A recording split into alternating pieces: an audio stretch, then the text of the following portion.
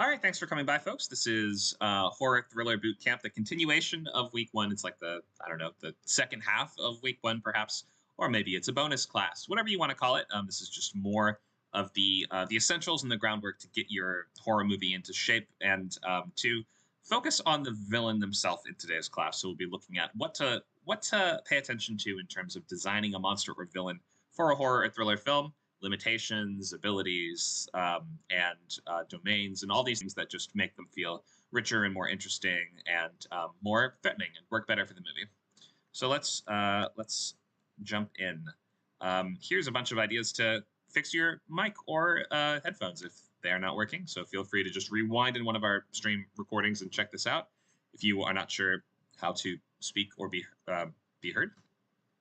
Script Camp is a community that's going to take you from first draft to more polished script. We have lots of free classes like this one right here, events and workshops, as well as paid classes, some VIP member classes, boot camps, which are weekends, and Writer's Lab, which is today from 4 to 6, which is like office hours where you can go and get any questions answered that you want or get more just individual help with something that you're working on. Here's a little about me. I think we introduced me last week, so I won't go too far into it, but have been repped and working Hollywood writer since 2017 and specialize in horror thriller movies. And besides teaching these classes, the majority of what I do is rewrites on smaller production companies, horror and thriller films. What are these boot camps? So these take you from idea to first draft, or if it's the rewrite boot camp to a more improved in just 8 weeks for the feature, 6 weeks for TV pilot, 6 weeks for the stage play, which we have the live course is over, but we have video recordings of our that whole thing archived. We have rewrite boot camp, pitch boot camp, which is also archived, but we have more pitch workshops relatively often. And then we have this 4 weeks for this horror thriller boot camp. It turned out to be 5 weeks. Look at that. But this is to basically help you outline and prepare to write a horror or thriller movie. How do you enroll? You can purchase the class on its own, scriptcamp.net/classes. So after this week, you will have to be a member in order to be in the other ones. So please do sign up if you're interested. You can also start a free trial of unlimited membership at our website, scriptcamp.net/membership, which includes access to every class that we do, every workshop, every event, every activity, and comes with 2 weeks free to try it out.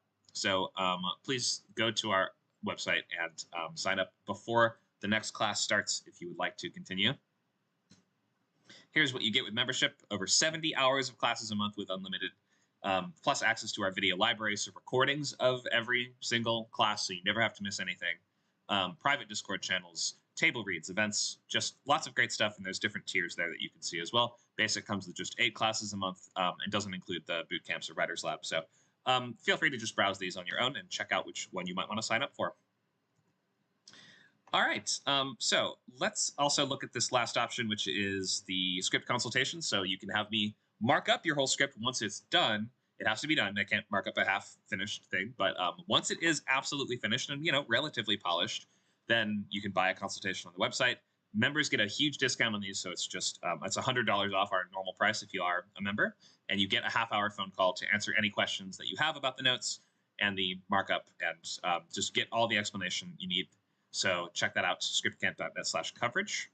All right, let's look at the overview for the course for horror and thriller. So week 1, Redux, or whatever we want to call it, is going to be more about designing that villain for your movie and making sure that they are going to be functioning well in the story. We will be able to look at some refined loglines from last week and some new ones this week. So if you have a logline that you're working on, or you have something kind of half-formed, even if you're not sure that's perfect, or if it requires a lot of work, that's fine. You can, during the second half of class today, we will have time that you can share these loglines and get feedback on them, trying to get them into as good shape as possible for the following weeks, in which you're going to be using that logline as a guidepost or a North Star to be following to keep you on track for what the movie is supposed to be, and also as a good way to communicate to other people what the movie is, and you might want to get to read it.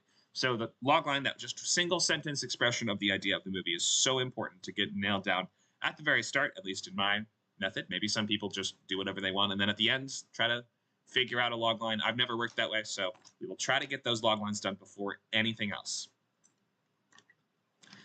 Except for perhaps the villain and monster stuff, which I mentioned, where we will be looking at just the rules, the constraints that you want to give to these villains, different origins that they can come from, how to go about designing their look and their shape and clothes and everything about them that just will make them, a memorable and frightening antagonist for your film. So week 2 is next week, and that's going to be on plot archetypes and on twists. And by then, we want to be working on our story beat summary for the movie, which or pilot. You can be working on a pilot for the class. My specialty is features, and horror and thriller work really, really well in features and can be kind of trickier to work on TV, but it can work on TV. And if you are committed to doing a pilot, then you can write that for this course as well. But there's just different rules, different tropes, different expectations, different guidelines to follow there. So I will be primarily talking about features, but definitely don't shy away from TV if that's what you really want to do. So you'll be working on that story beat summary for during next week, which is going to be that kind of an organization of all the events in the story and just like the order that they go in, how they correspond to each other. It's not going to be an incredibly detailed breakdown of every single scene. That's going to be the following week, which is called scene cards. That's going to be when you expand on that summary to end up with a full paragraph for every single scene in the entire movie. So we know what happens on every page of the movie before you begin. And that's just a really, really thorough version of the pre-writing process that I strongly emphasize here, where we don't want to leave don't want to leave too many mysteries, don't want to leave ourselves lost in the woods and trying to figure out what happens in the middle of a story. At the beginning, I recommend front-loading the work to figure out everything that happens on every page before you start. Will that be something you can do right away? No, certainly not. And it's very difficult to do that, especially if you have written less than, 5 movies, then it's going to be tough to tell, like, how many pages is this scene going to require? How big of a moment should this be? What would this need to feel like on the page? And it will just require you doing this a lot in order to get better and better at it, which is just true for anything. That's the subtext of every class. It's that just you have to do this a lot to continue to get better at it. And programs and classes like this might give you a boost in that direction, or might help you with answering questions you have, or helping you get organized, or putting you on the right track. Screenwriting is a complicated and confusing and difficult path to go down, and there's a lot that goes into it. It's like 9 jobs in one. So classes, you don't have to take classes like this. You don't have to go to college for this. You don't have to go to film school. You don't have to do any of this stuff. But all these things are just boosts that might push you in the right direction and help you get, again, on the same page, on the right track, however you want to say it. So we'll look at week 3, which is going to be on those scene cards, and also scare sequences and what we might call suspenseful sequences. I don't know, in a thriller where we are designing situations to be these pressure cookers of increasing tension and dread and suspense that are going to culminate in something really shocking and great and like a huge twist for the story, perhaps. So we'll be looking at just how to write the sequences that the audience is there for both horror and thriller. And then we'll be completing the scene cards in week 4 and talking genre expectations and the tone. So try to make sure that we're fulfilling all those inherent promises that you're making simply by saying this is a horror or a thriller film, because the audience is going to have certain things that they want to see just because of the genre on the box of the movie, how old am I? On the online description of your streaming movie or whatever it is, that's going to give them certain, and they're going to anticipate certain kinds of thrills. And you want to always be, the trick in thriller and horror writing, particularly thriller, is you want to give the audience what they want, but in a way that they didn't expect to get it. And that's the kind of Oreo pizza metaphor or whatever that I use, the principle that I talk about in terms of storytelling. You want to show up at the door and say, sorry, I didn't have your pizza. They were all out of pizza. And they get all sad. And you open the box and there's an Oreo pizza inside.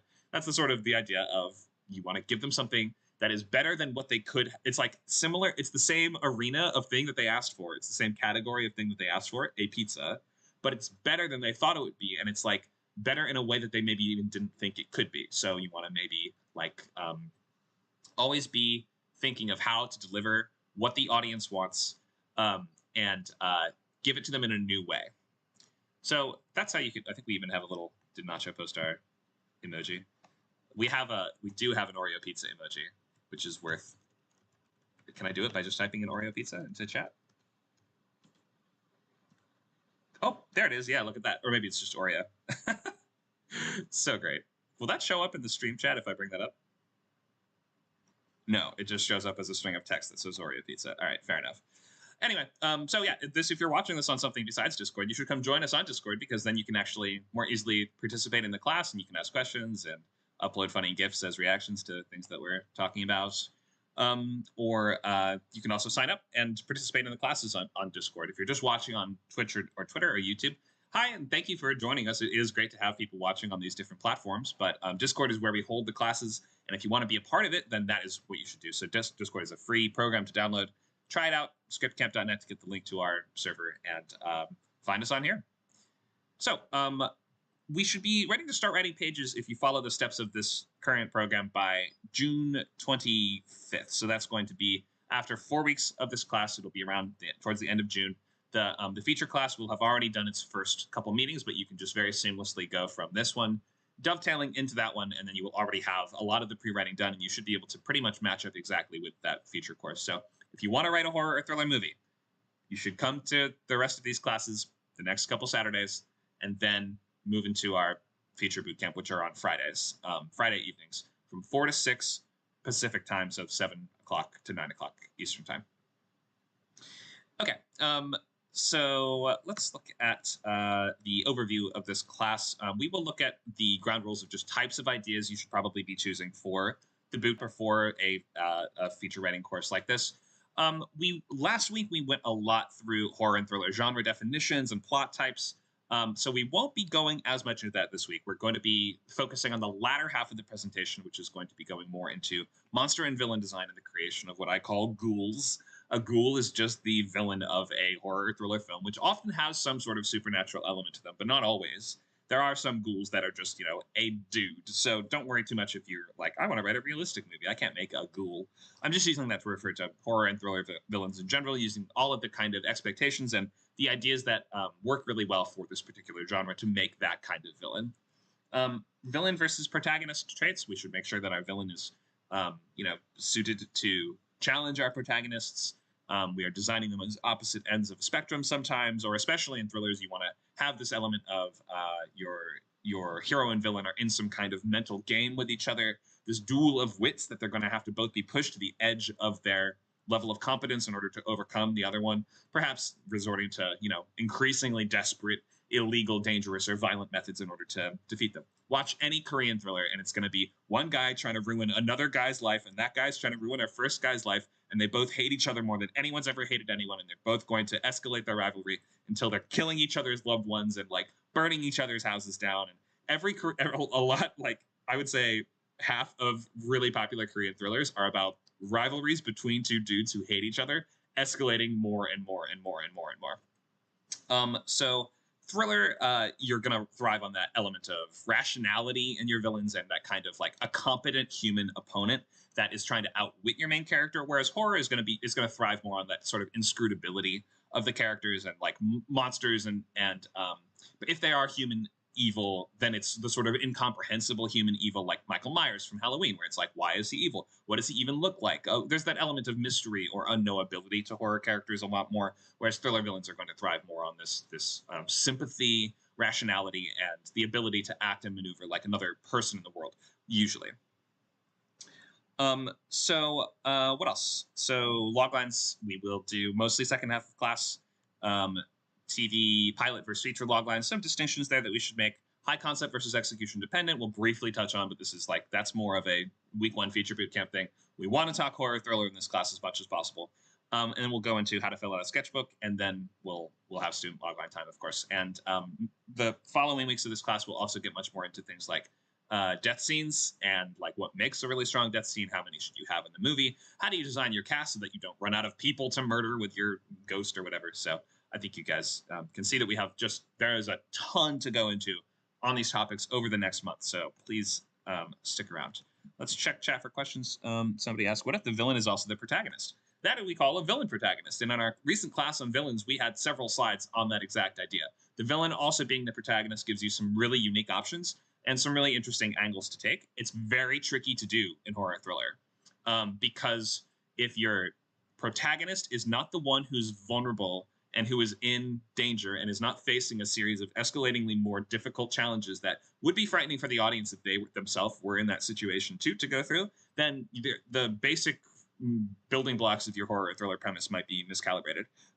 Thriller will be more likely that you can have a villainous protagonist, and we are following primarily their story. And I was just talking about Korean thrillers, some Korean thrillers actually split almost half and half between the hero and the villain, giving them almost equal story weight. Movies like Handphone, I Saw the Devil does it. It isn't quite half and half, but it's the villain gets a lot of scenes on his own.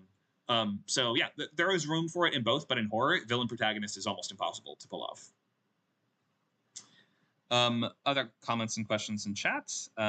Somebody says Nightcrawler does that. I do use it all the time. Nightcrawler is a character study / thriller. Yeah, Nightcrawler is basically like it's a crime thriller with like sort of satire character study type elements to it, I guess you would say.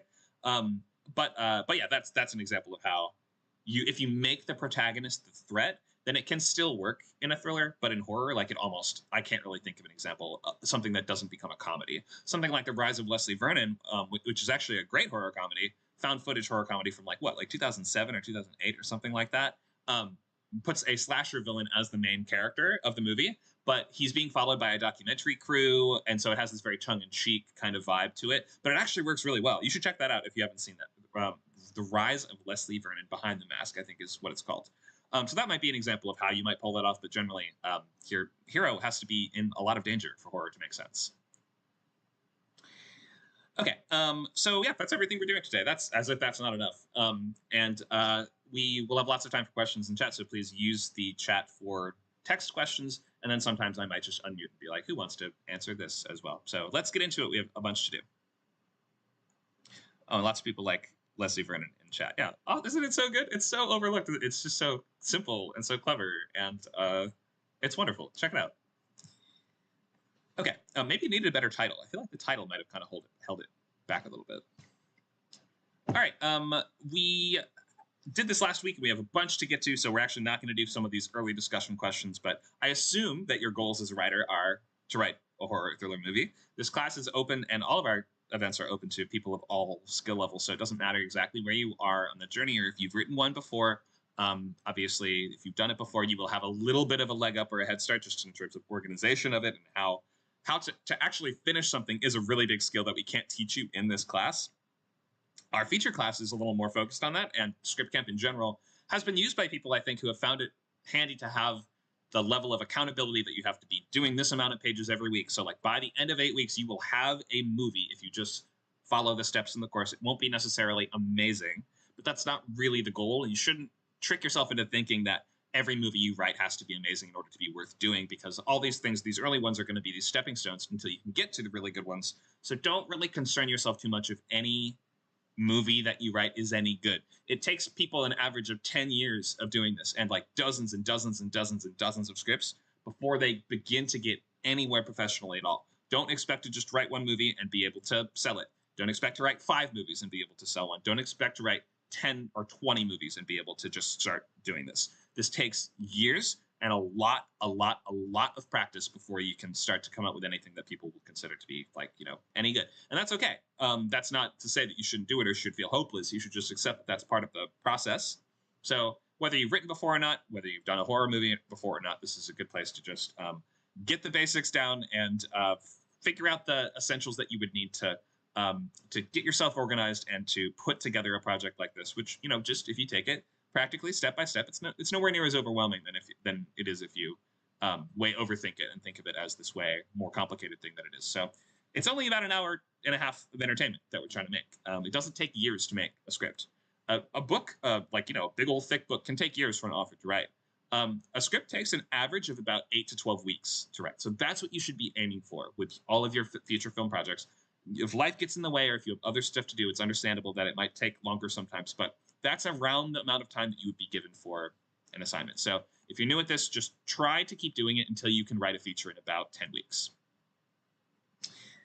Okay, so before we begin, I recommend that you pick newer, fresher ideas for the bootcamp and not stuff that you've been working on for a really long time, because the less attached to and invested you are with these scripts, with these ideas, then the easier it is to finish it in this very short amount of time. So maybe don't pick something that you've been kicking around for years. And if you're spending more than 6 months on a script in general, you might just need to change up your process. It's your job to write the bad scripts before you can get to the good ones. So maybe just consider writing something crazy that you think would never, ever get made, or is like something that you had a passing thought. Wouldn't it be funny if there was a movie about a killer, I don't know, toad? And then this would be a good place to do a killer toad movie. So why not? Ground rules. So no true stories, no anthologies, soaps, rewrites, or adaptations. I don't think anybody's going to be pitching soaps in a horror thriller class, but now that I think of it, a horror thriller soap opera might be hilarious. But that, again, sounds sort of like a comedy. So don't do a rewrite of something that you've written before. Don't adapt something that exists. Don't even adapt something you yourself have written in the past. Don't adapt. Don't write something based in the Marvel universe or the Harry Potter universe. Don't do time travel. Just trust me. Probably don't do time travel. Don't take that as a challenge. The more I say this, the more people take it as a challenge, and the more they try it, and the more we have never seen anyone successfully finish a time travel script in the boot camp. So probably just don't do it. Probably don't do historical. The historical movies take a little more research. They usually go a little longer and have a little more world building that you need to be doing in them. So it's difficult to pull them off in the time frame that it would require to write a boot camp feature.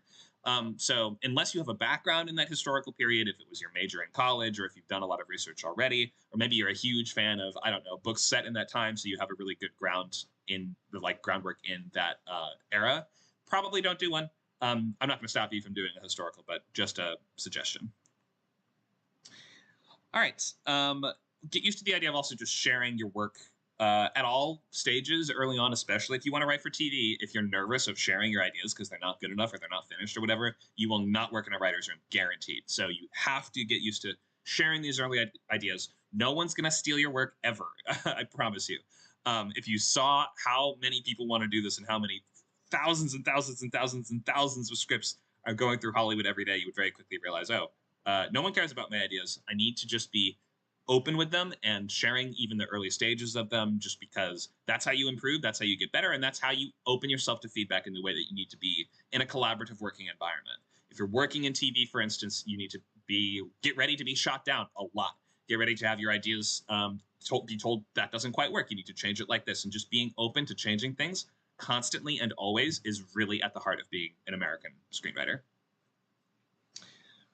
We have some comments in chat here. Monica says, historical is a great way to get lost in research. I was applying for a writing job that asked for a samurai script and never got done because I started learning Japanese. Don't do it. That's so funny. That is my advice. The historical movies, they are tough to write on a quicker time frame. You sometimes need a little more ability to, or you need a little more space to figure out exactly how you're going to get into that story and how you're going to explain the world and how you're going to ease the audience into it and all these things. So probably don't do a historical, but then again, I don't know. If it's also people don't really consider anything before the 80s, or after the 80s historical is what I should say as well. So if you want to do a script set in 1985, no one's going to think that's a historical. I don't know. These are just general rules. So we're getting a little feedback from someone's mic. So Logan says it's kind of a mirror image of obsessive Tolkien-esque world building for novel writing when writing in a fictional world. It's the mirror image of an obsessive Tolkien-esque. Not quite sure how to parse that sentence at the moment, but I think I get the sentiment of what you're saying. Simmer says, I'm planning on doing a horror western, but I think I know enough to do it in time. That's great. Yeah, horror westerns are awesome. S. Craig Zoller, one of my favorite writers. It's totally a valid genre. It might be a little trickier if you've not written westerns before or you're not super deep in the era. Maria says, I'm an 80s set film already. That's fine. That's not historical at all. You're totally good. Jason says the script set in 2005 isn't historical. I mean, any movie set in prior to today is technically historical. The only way to write a movie that wouldn't be historical is to set it in the near future. In fact, by the time the movie were to come out. So whatever. I think we're just quibbling with words at this point. But you get the idea. So what else?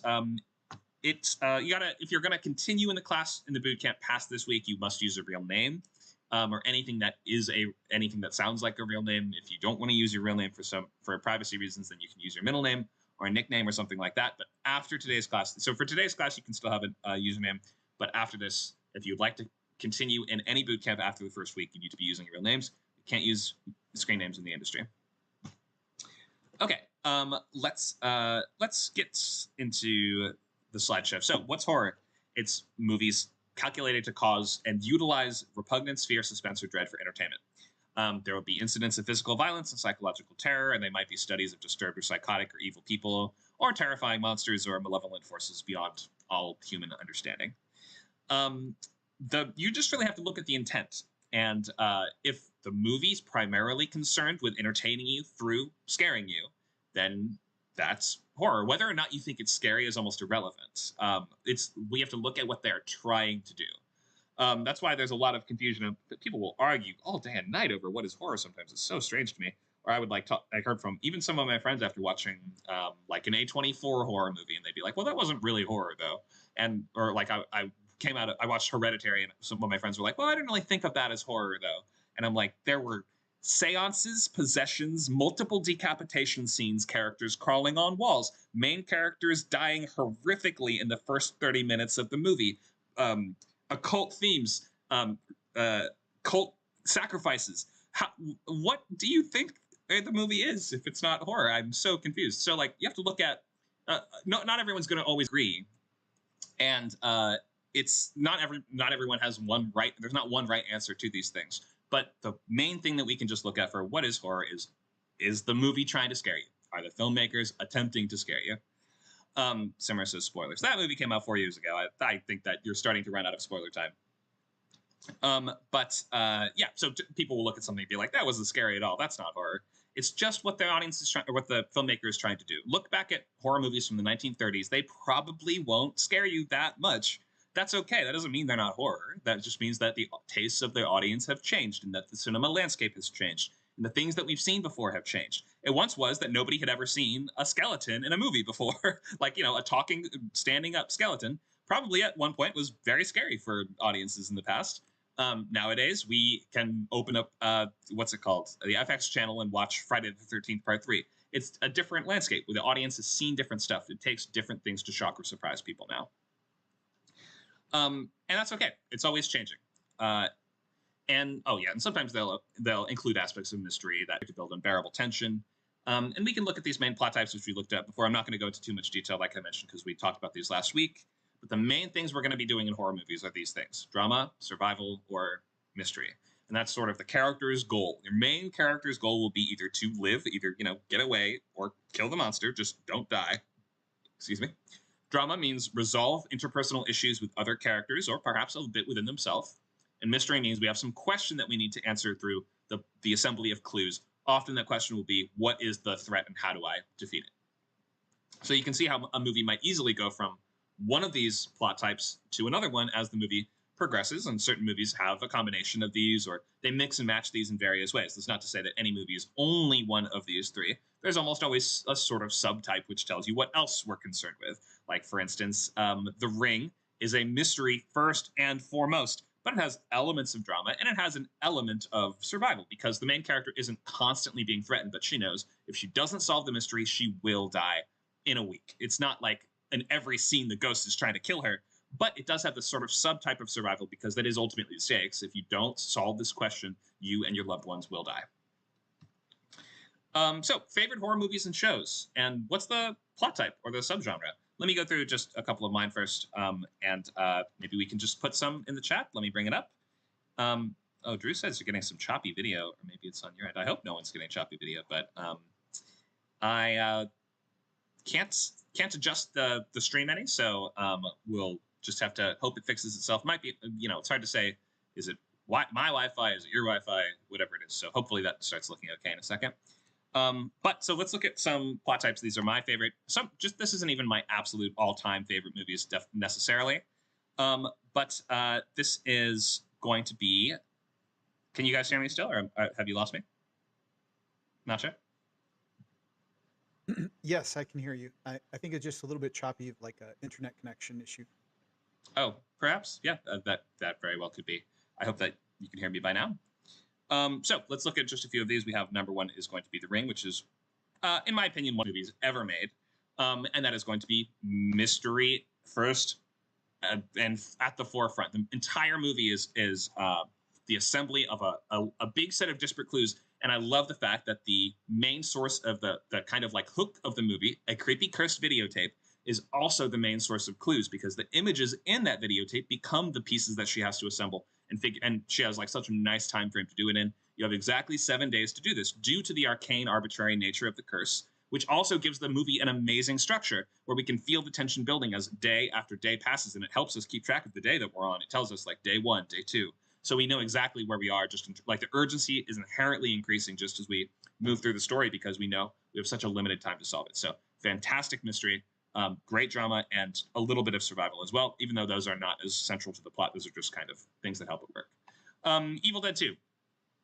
It's hilarious. I love Evil Dead, even though the franchise doesn't really hold together or make all that much sense if you like kind of try to make a coherent plot out of it.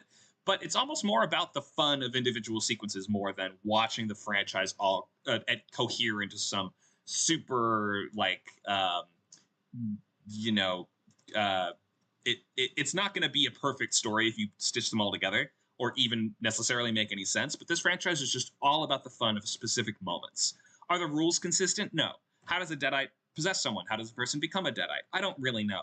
The show goes into this a little bit more. So like, it sort of is just the franchise is so much more in the spirit of ghoulish fun and ghoulish thrills than it is about making sense that I can't help but just love it. It's so good. We have Hereditary, which I've talked about, which is drama, primary type, but with a bit of mystery as well, and a bit of survival towards the end. Fantastic. If you haven't seen it, check it out. Idle Hands, underrated, and is this an Oscar-worthy movie? No, but I just think it's hilarious and it's so well put together. The reviews are awful, and it has an abysmal response at the time. But I think the writing is actually really clever, and the thrills and the gags and the set pieces are so well assembled. I'm getting some mic sound from somebody. Make sure to keep your mics muted. And then we have The Orphanage as well, El Orfanato, which is mystery and drama. And I don't think there's any survival to be found in this. The main character's life is not really being threatened in this movie. But the question is, where did my kid go, more or less? And this is just so heartfelt and sentimental. Spanish horror has a lot of sentimentality in it, which I really like. And the Korean horror has... Oh, excuse me. Hi, if you have a question, make sure that you can type in the chat channel on the left-hand side of your screen called Horror Thriller Class. And I can take questions through the text.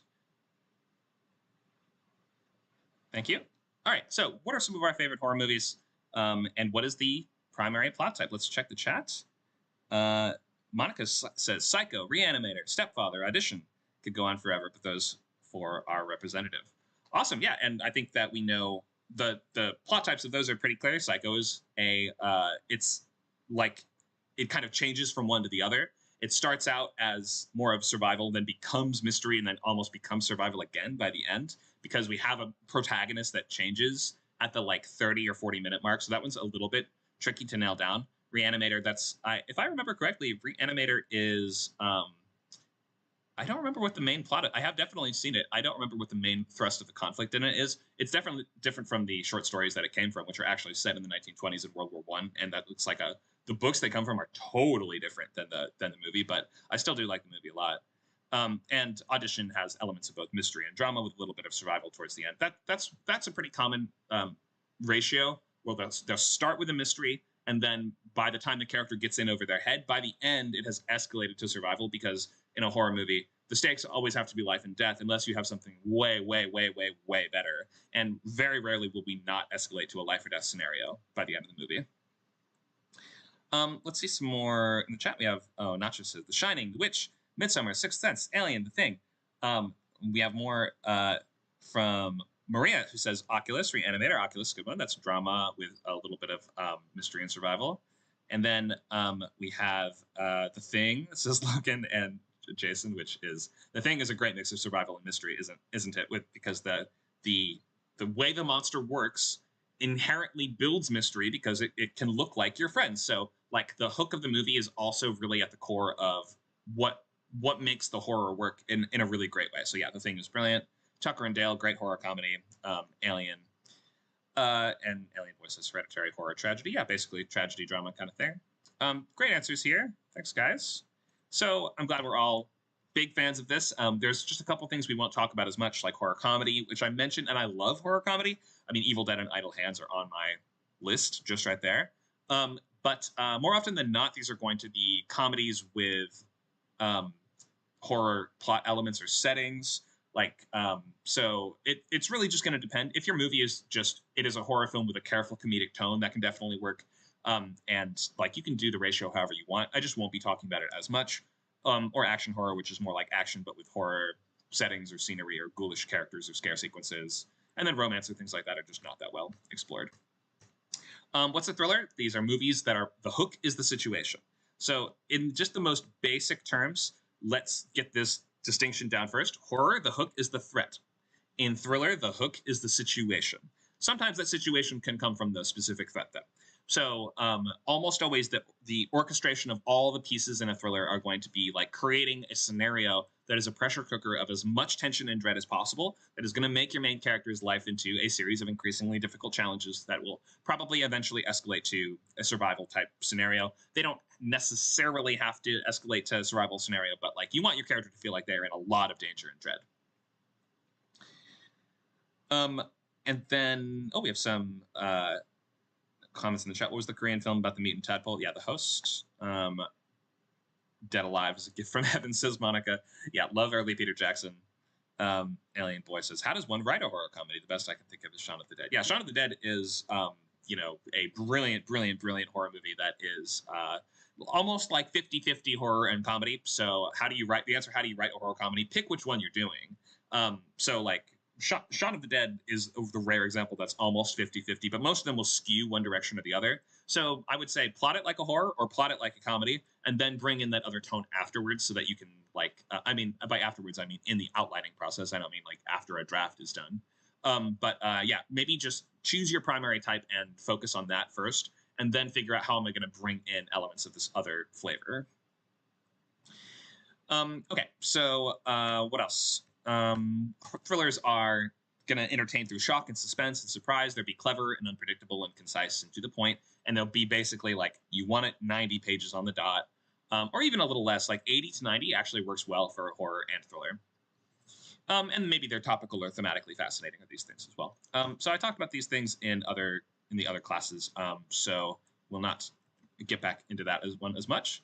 So we have about 20 minutes before I want to start getting into student ideas. So let me just scroll through here and see where do I want to focus on before we get to ghouls. Okay, let me do just a little more on thrillers before we get to ghouls and villains. So if we talked about, remember, horror being the hook is, the threat. More often than not, that threat is some kind of supernatural entity or evil monster or bad person or perhaps an animal. Something like that. It is what I call ghouls. And thrillers the hook is going to be a situation. And how do we kind of craft that perfect situation? Dan Brown has some tips on here. A very, very famous thriller novel writer, Dan Brown. He talks about every thriller having these three elements, the three C's, the contract, clock, and crucible. So let's go over this. So contract is an implied promise that you make to the reader about what will be in the story, or what elements will matter in the story. So so much of storytelling is about the setting and fulfillment of promises. The contract is this implied promise that you make. I mean, there are implicit and explicit promises you make to the reader at any given time. Some explicit promises might be the logline. You have to basically deliver what you say is happening in the logline. You can't really lie with the logline for the most part. In horror and thriller, there's a little bit of room to do that, but that's a pretty advanced technique. For the most part, you should be telling us exactly what is going to be in the second act, the main meat of the movie, in the logline. That one sentence expression of your idea needs to tell us what we're going to be doing for the majority of the story. It shouldn't leave us with too much ambiguity or wondering, wait, what are we actually watching someone do? Or what is the main character trying to do? Or these things like that. So be careful with the early promises like the logline, that you are implying to the reader the exact kind of stuff that will be in the story. And so the explicit promises are the plot elements that you say in the logline. What are some implicit promises? What is the audience going in and expecting from a thriller? Anyone can feel free to unmute and answer or use the text.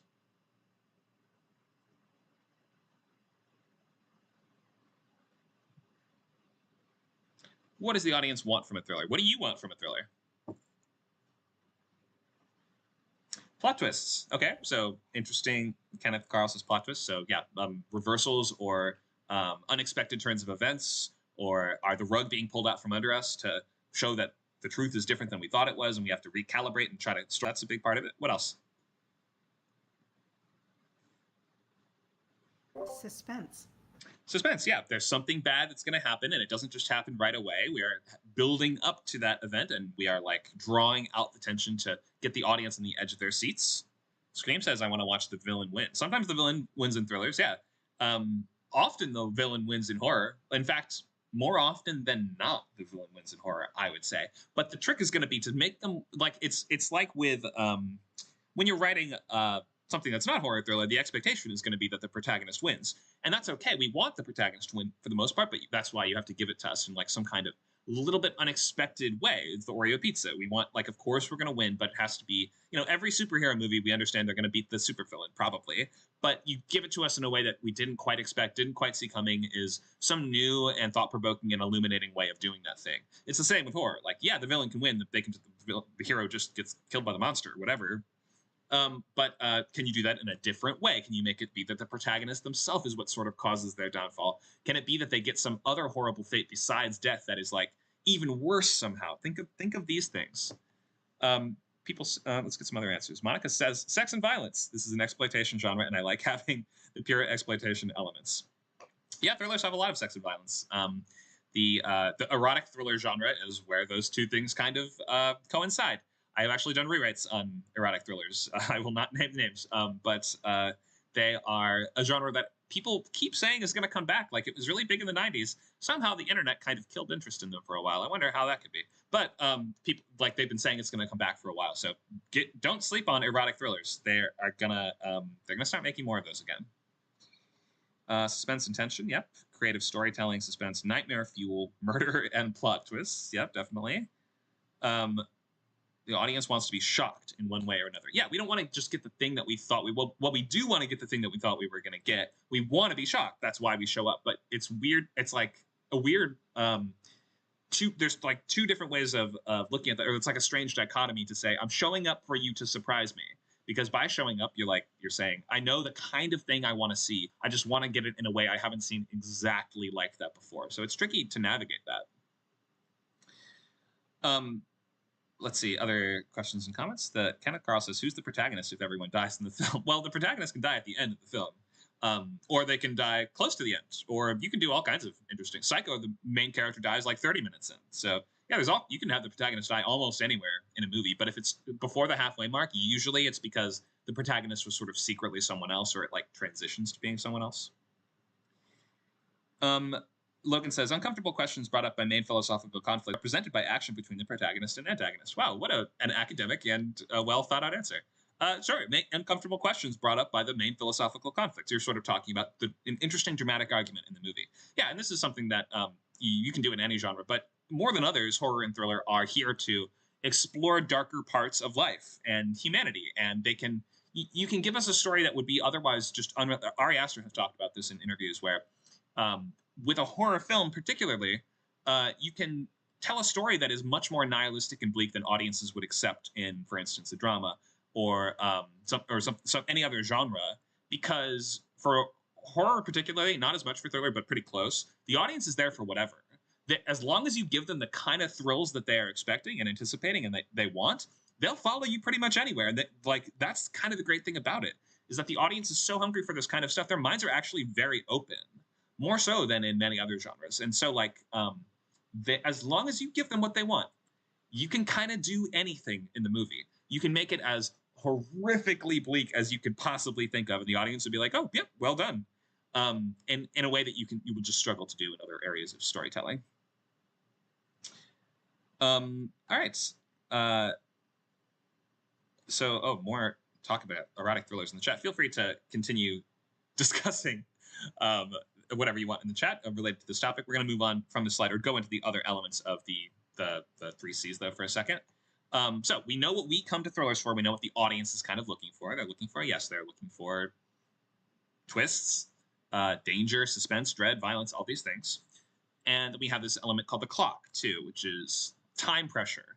Remember, we're still talking about thrillers. So thrillers thrive on ticking clocks and time pressure. Remember, we're always setting up we're trying to design a situation that is its own little, dollhouse pressure cooker, wherein our main character has the heat is constantly being turned up in the room that they are in, and they always need to be thinking and planning and moving ahead to the next thing and staying on top of the threat and being active and attempting to solve this problem. Look at something like Gone Girl. That's a mystery thriller. The main character's name is Nick. He, after he's sort of framed for his wife's disappearance, or people think that he has caused his wife to disappear.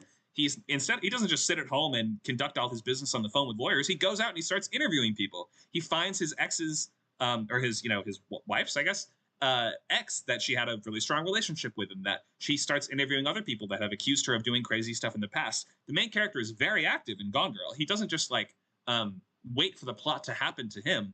He is constantly making plans and plotting, and like the way that we swap back and forth in between the villain and the hero in that movie also just keeps it feeling very active. It never feels flat or boring or passive at all. Even 3 hours long. Last we have what's called the Crucible. So now that we have the thing that we are going to bring the audience here for, the types of thrills that we want, we have some force or some situation that has been designed that keeps them on the edge of their seat and is pushing your main character forward and saying you must act and you must be clever and you must be pushed to the very limit of your competence in order to accomplish your goal and come out of this okay. Last, we have the Crucible, and that's just sort of like a box that constrains your characters. It's like a set of limitations for the movie. It might be like a time frame. So you've seen a lot of thrillers that are like, they must do all this over the course of one crazy night. That's the Crucible. That's the walls of the story. It's going to take place before that one night is over. We see a lot of contained thrillers as well. What is a contained thriller? Or what does the word contained mean as it applies to screenwriting?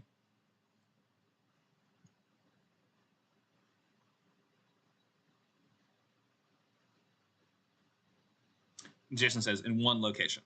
Yeah, or as enclosed in one location as you can. That location can be relatively expansive. It might be like, Saw 2 is mostly a contained horror thriller because it takes place in essentially like a house that's also sort of a little labyrinth or whatever.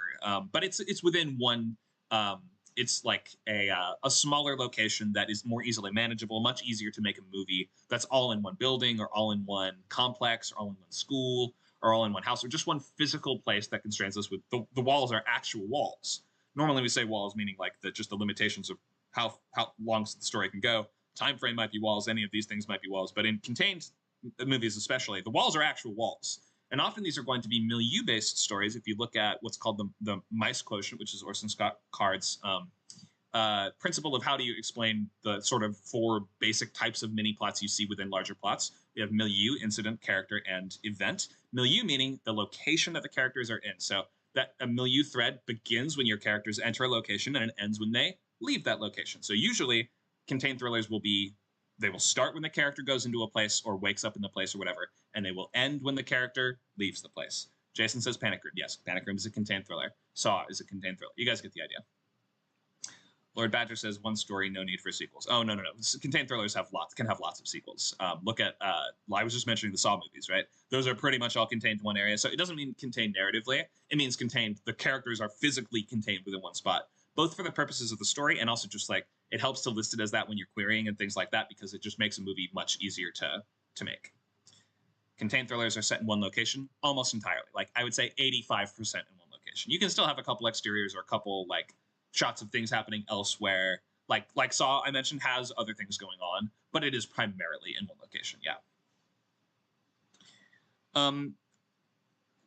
So any questions about the clock, Crucible, and contract?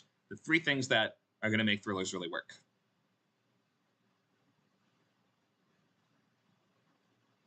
Alien Boy says, don't breathe, contained thriller. Yeah, exactly.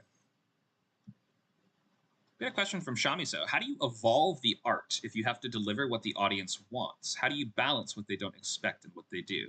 These are good questions that you might be able to like sort of write a whole book on answering. But the quick answers to these things, as far as I see it, are how do you evolve the art? Your job is not to evolve the art.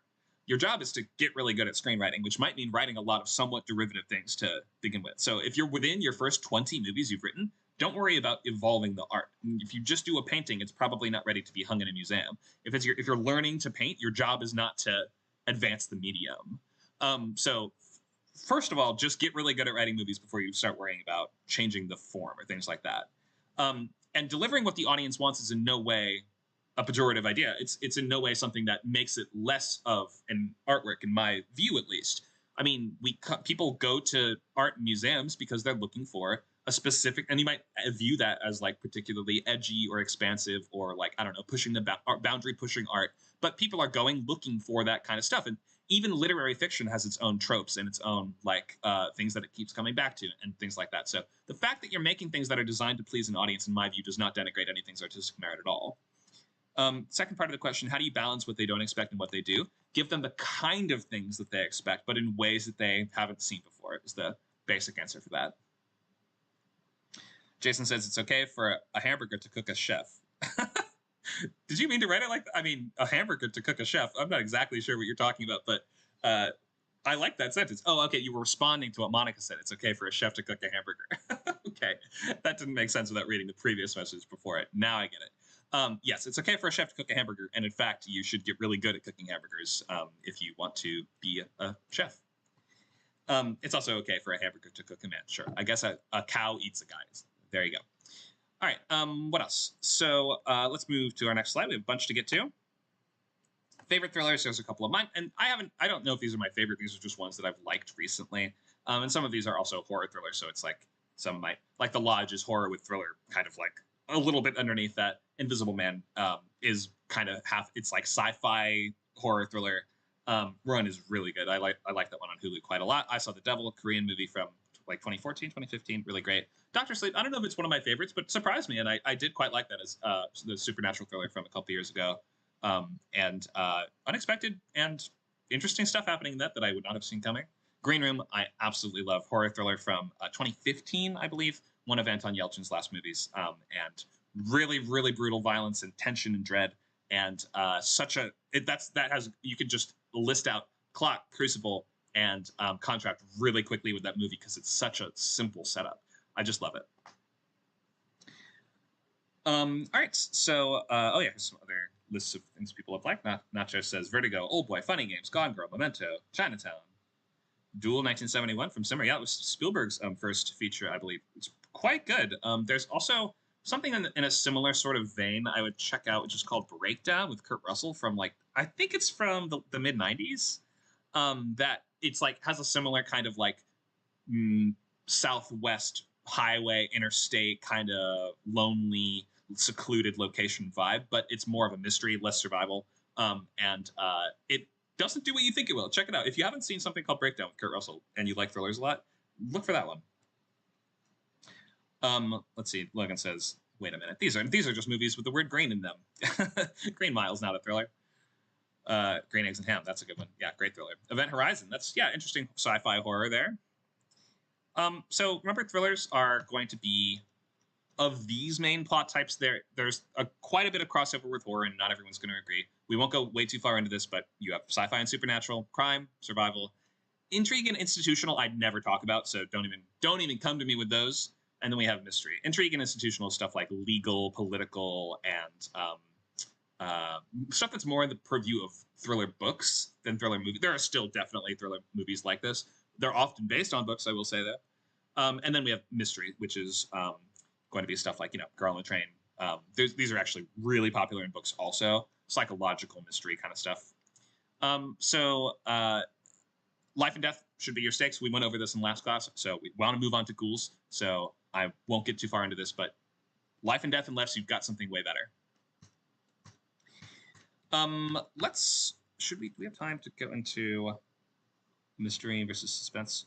Let me check the chat really quick. So Logan asked, the Prestige is thriller, right? If I remember correctly, the Prestige is more like a historical sci-fi with heavy mystery elements. But that is a tricky one to define. Does Throne of Blood count as a thriller? The Kurosawa movie? That's based on Macbeth? I wouldn't say so. I mean, it's cool. I like Throne of Blood a lot. I would not consider that having it does the sort of thriller-ish things you're talking about, like the Mad King has been visited by this or he sees like these visions in the woods, and now he starts to go insane and starts like lashing out and acting violently to people in his own house. Like, these things might happen in a thriller, but I would not call Kurosawa movies thrillers for the most part. All right. Monica says Sam Neill Goes Eldritch. That movie's fun. You're talking about Beyond the Mountains of Madness, or what is it called? Yep. Isn't it called Beyond the Mountains of Madness, or is that the Lovecraft story that has a similar title, something like that. Okay, so I have just 5 minutes. What I want to do before we get to ghouls and student ideas, mystery versus suspense. So Hitchcock, master of suspense, blah blah blah, says 4 people sitting around a table. We have 5 minutes of it. They're just talking. It's very dull, and then a bomb goes off and kills them all. The audience has 5 seconds of shock. That wasn't actually suspense. It was just people talking until boom, they're gone. They're dead. Now take the same scene and show the bomb under the table. And now the emotion of the audience is different because you've given them a little more information. So suspense comes from the audience knowing something. The characters may or may not know this thing. Do we all know the term dramatic irony? And who wants to define it for us?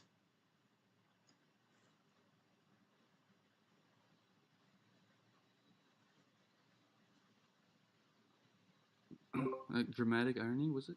Yes. It's like when I think the audience or reader knows something that the characters don't. Or... Yeah, that's right. And what is the effect of that? It's like how do you use it?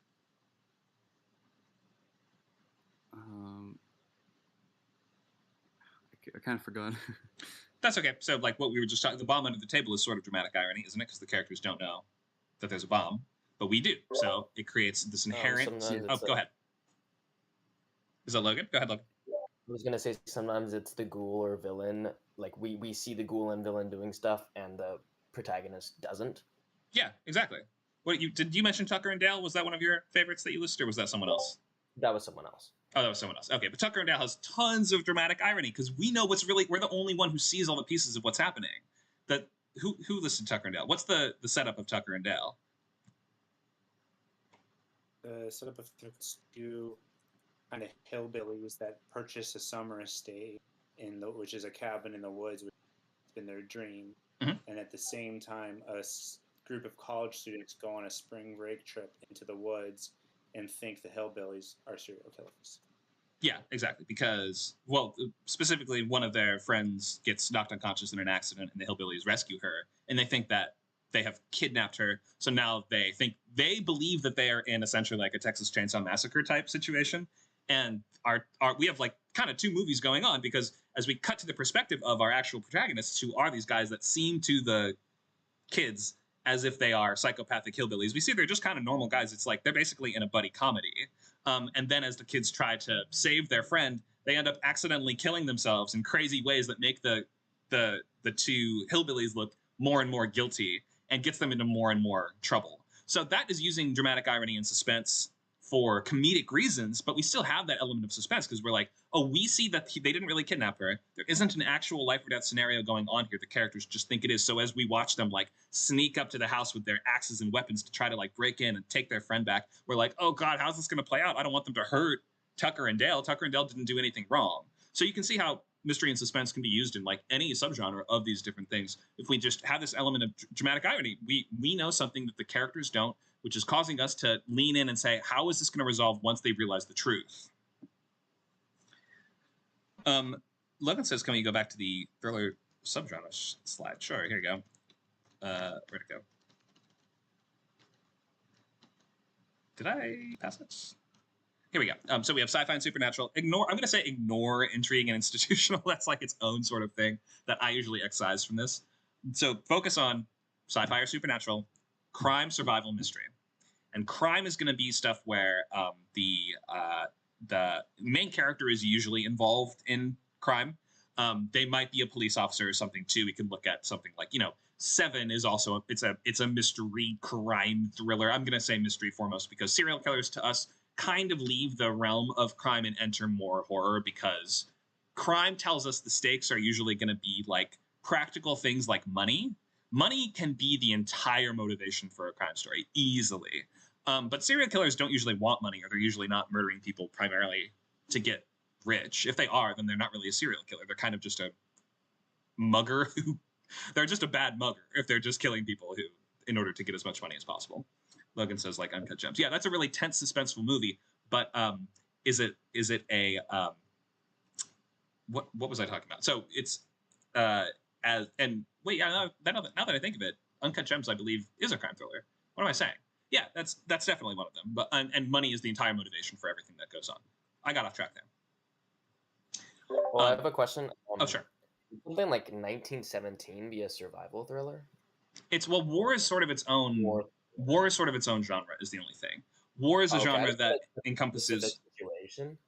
That's true. You're right that it has created a sort of survival thriller type situation within a war. So you're not totally far off, and it's not like no one's gonna jump down your throat for saying that that's the case. But war just has its own sort of stuff. Like war is going to contain elements of action and thriller, mostly, and drama. A lot of drama in war movies too. And so like it most people would not identify 1917 as a thriller. Yeah, and I'm also wondering, I mean, they kind of fall into the obvious crime ones, but like those kind of like Korean feud ones, and I think stuff like The Departed, where it's like kind of two big protagonists that are like against each other, and the audience sees both, so there's that element of dramatic irony. Absolutely, And, yeah. They come. So like I see kind of a lot of those. Like I would even say like kind of like I was saying before, like The Prestige, even though it has all those weird other genre elements, it's kind of like that feud kind of thing. Yeah, for sure. And or even like Face Off, really. Yeah, Face Off is like sci-fi action, but with perhaps you could say action thriller elements. Like action thriller is like where people will sort of quibble about it a little bit. But let's move to our ghoul stuff, and then we will go to student ideas for both your monster and also your log lines. So during this part, I would be writing down what you have for your log line, even if it's not totally finished. And be working on a version of this to share and get feedback on today. So yes, to sum up, suspense versus mystery. Suspense is like an emotional process that we get from knowing something that is coming. The audience has enough information that we expect something bad to happen, and we perhaps have a superior perspective on events that are, we're, of course, it's a movie, we're powerless to intervene to prevent these things from happening, but you can only really get that suspense from the audience having a little more info. All right, let's talk ghouls. So ghouls are the villains of horror and thriller movies. They are the bad guy or the bad thing, the dark force or creature or antagonist. These kind of come from, and I'm gonna split this, like horror and thriller are so intertwined that sometimes I'll say something and I'll be like, but not in this genre. So don't worry way too much about the specific distinction about them at this point. Horror is where I'm coming from mostly because this is from my horror class, but this applies to all of them. So let's look at the sources of where they come from. We have emotional pain, which is going to be a big one in the drama subtype. And this is going to be either the character themselves is sort of, you might have like a tragic sort of villain who the evil within them comes from a place of true hurt or comes from trauma or something like that. Or it might be that that either trauma or a damaged relationship or grief or anything like this can actually manifest as a sort of creature, like in something like the Babadook. Or we might see that a person who has enough bad things happen to them might just sort of become evil in their own way. We have this idea of human evil, which is sort of, I've broken this down before as we can say, where do monsters come from? Well, me, you, or everything else. That's how I think of it. Human evil is just the you part, and that's other humans doing bad stuff. Either because they are trying, the sort of more thriller take on this is because they have some specific valid reason for doing so. Perhaps it's some unhinged psychological or ideological point of view that they are acting from, but at least it makes some kind of human sense in a way. Sometimes the human evil can come from inscrutable human evil, which is going to be things more like Michael Myers or some of the Scream characters, which are like, why are you murdering people? Because I wanted to be famous kind of stuff. Like, you're just evil. That's an objectively evil thing to want, is by murdering people to become famous. And then we have the last one, which is a cold and uncaring universe. And that's referring to either nature or cosmic horror or just the natural or the unknowable is how I describe this. Anything that's not just me or you. That might be everything from Cujo to Jaws to The Mist to Cthulhu. These are things that are not human at all. So that's how I break these sources down. You don't have to exactly pick one of these and go from there, but you can if that helps. So in designing these characters, we have to know where they come from and what their sort of origin is, because often the origin is going to be at the heart of what the characters are doing in the movie. Like if there is a heavy mystery element, often it's going to be, we need to figure out where did this monster come from and what it is and how do we defeat it, because we can only figure out how to defeat it by piecing together the clues of where it came from and how it became this. And that's going to be everything from, Candyman is primarily a mystery. We have to figure out what is Candyman. The Ring is a mystery. We have to figure out what is this cursed videotape and how does it tie into the death of, and just investigating, where they come from. We also should start from a standpoint of how they look. And designing the look might give you some clues as to perhaps think like, oh, well, I came up with this really cool look for this guy. I wonder what could have caused him to look like that or her to look like that. So you get the idea. So Del Toro is going to be our main source for this. I think most people would agree, the monster master. He says, films remind you that looking at monsters is a centuries-old ritual, a way of understanding our own bodies through gorgeous images of deformation. So you can see lots of different examples of kind of different monsters here. This one on the left is actually a Del Toro monster from Blade 2, which are just the coolest vampires, because he does this great thing where he's like, what's a way we've never seen I love when we take a classic monster, one that we all think we know how it works, but then we show them doing that thing in a way that we've never really seen before. So these vampires in Blade 2 are like an advanced species. What's the way we've seen vampires bite people a million times, right? We've seen them. Nacho says I can change my Discord stream to 15 frames per second. That can help if my internet is worse today. I can if you guys are having trouble hearing or seeing what's going on, just let me know. Not sure if I should do that. What was I talking about? Oh, so these vampires their whole face splits open into like big mandibles, and that's how and I think they have an extendable tongue that shoots out and grabs people and reels them in.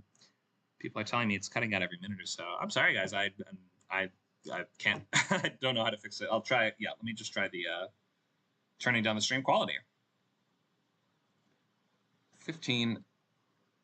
There we go. Okay, so now it'll look worse, but hopefully you can hear and see better. Is this better, Nacho? It looks the same for me, but it's not cutting off, so that's good. Oh, good. Okay. Yeah. Where were we? Oh, yeah, monsters. So yeah, and I really like what was the 2004 Van Helsing movie. Remember the wolf man in that one? We've seen a million times. The hair grows from the guy, and he grows hair all over, and he turns into a big wolf guy. In that movie, they sort of envisioned that the wolf was underneath his skin, and in order to become the werewolf, he has to like peel his skin off, and it's like underneath there. It's like lurking inside him at all times. Such an interesting and different way to do that's the Oreo pizza. That's the version of something that we knew we were going to get. Guy turns into wolf, but we've never seen him do it like this before. That's the most disgusting way I can possibly think you would do that. It's fantastic. Yeah, be looking in the designs can help you figure out some of the bigger ideas for the characters. Like if we have Guy ripping off his skin to become werewolf is just part of the visual look of the character, we might ask, okay, why is he like that? Why specifically? What in the character's backstory or history or whatever will be things that led up to them evolving that way? So we might start with the silhouette, which is the first step in good monster design according to Del Toro. Then we start with the movement, color. Then last we get the detail, the accessories, the weapons, everything like that. A lot of people just start with a bunch of details, but we should start from as simple silhouette as possible just to give the character a really distinctive look. And I think we can recognize almost all of the silhouettes of these characters here. You guys think you can name them all? This one on the top right, I'm not totally sure about. Maybe is it Samara? I think it's Samara. So, is that, and this one in the middle, can't quite tell. But I think we get most of these. We have Michael Myers, we have Billy the Puppet from Saw, we have Freddy Krueger, Leatherface, probably Samara, Pennywise. I'm not sure about this one in the middle. The right in the corner is probably like the one from Scream. Oh, the Ghostface? Yeah, Ghostface, yeah. Could be. We have Chucky, Babadook, Jason Voorhees, Annabelle. Not sure. Oh, wait, that must be Norman Bates' mom, right? And then Pinhead and lady with her arms out. Not sure, but you get the idea. We should, if your character has a distinct enough look, and looking at game design is often a really nice way to sort of figure out the basics of distinguishing characters just from their frame or the way they carry themselves or the thing that they're holding. Look at a game like Team Fortress 2, which was designed from the ground up for you to like with this very cartoony art style that you should be able to recognize what each of the characters' function and role is and personality is from just seeing them from very far away. So game design has a lot of this element of I know who that character is and what they're supposed to do just from one look at them. So start with the silhouette. Start with the far away view of the character. Think of how do they stand? How physically large are they? Are they, small things can be scary and bigger things can be scary, or do they look just like anyone else? And then think, how does it move?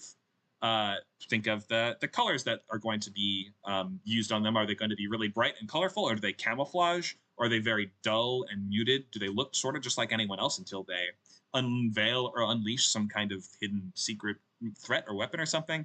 And then add more details, like be thinking in terms of what do they actually wear? Do they wear anything at all? What is, let me ask you this. What does Slender Man wear? Isn't it a suit? It's kind of like a suit, yeah. It's like a business suit, or it's a or maybe even like a really sort of thin tie suit. In that that might sound. I mean, a lot of people are scared of Slender Man, and that is a very popular, enduring character. We might say the costume and the detail might be a part of what makes a character it's like the icing on the top of the cake. It's what gives them their last few % of personality, right? What is sometimes it really works and sometimes it doesn't as much. I think Slenderman wearing a suit adds a little bit to his mystery and inscrutability because we don't know almost anything about that character. Sometimes it can backfire, in my opinion, a little bit if you look at someone like Bagul from Sinister. Also wears a suit, but it's like a very modern suit that doesn't really square to me with his backstory as like, isn't he like an ancient Norse spirit or something? Why does he wear a business casual look? I think Bagul is the worst part of the Sinister movies by far. I know that they're still popular and they're not terrible. They're not bad movies at all. I just think the look of the villain, the details just don't quite make perfect sense to me. So yeah, be thinking of all these things, be thinking of the broad strokes of just the outline of the character, then we can start to fill it in. Think of what is the central theme of the character. Like, let's look at this guy, this ogre from Pan's Labyrinth, who originally was going to have an old man's face. The idea was that he's an old guy who's been cursed for centuries, but that character developed as the pre-work on, or as the pre-production of the movie went on, and he started basing it, entirely around the character's hunger, like hunger being the defining theme for this ogre in the first place. So we might say, oh, is that going to be a big old fat ogre? Originally that is the idea that like there's all these paintings up on the ceiling around as this giant big child-eating monster. But then after hundreds of years of being locked in this weird spectral dining room, he has shrunken down and become emaciated and has the skin kind of hanging off of him, which is even more unsettling. And then we from there displace the eyes. Eyes are always the first thing that children will move or displace or modify when asked to draw a monster. The mouth too, but eyes first. So in the change of silhouette, notice that we started with a silhouette and then altered it by just changing how the eyes work, that they go on his hands. And we can add the detail that they rest on a little plate in front of him, that when he wakes up, he takes them out and puts them into his hands and holds them out like this so that we change his silhouette in the way that he moves and just make him way spookier, while sticking to the central theme. We filled it in around this idea of hunger. So he now looks like a guy who's lost a ton of weight, but is ravenous to eat children. And when he wakes up, that's exactly what he tries to do. Monica says the human centipede has quite a silhouette. Now that I'm thinking of it, yeah. I mean, say what you will about the human centipede movies. Everybody knows the name, and everybody knows what the idea is because it's so horrible and repugnant that we almost like. If you have even a passing interest in the genre, you probably know what those movies are generally about. That's a massive success. Okay, so abilities, limitations, and threats. What's this monster here, and what's this movie from? If you guys don't know, that's okay. I think this is actually from one of its later sequels, so don't believe this is even from the original that you would probably know. It is from Tremors. Yes, good call. What is the monster from Tremors, and how does it work?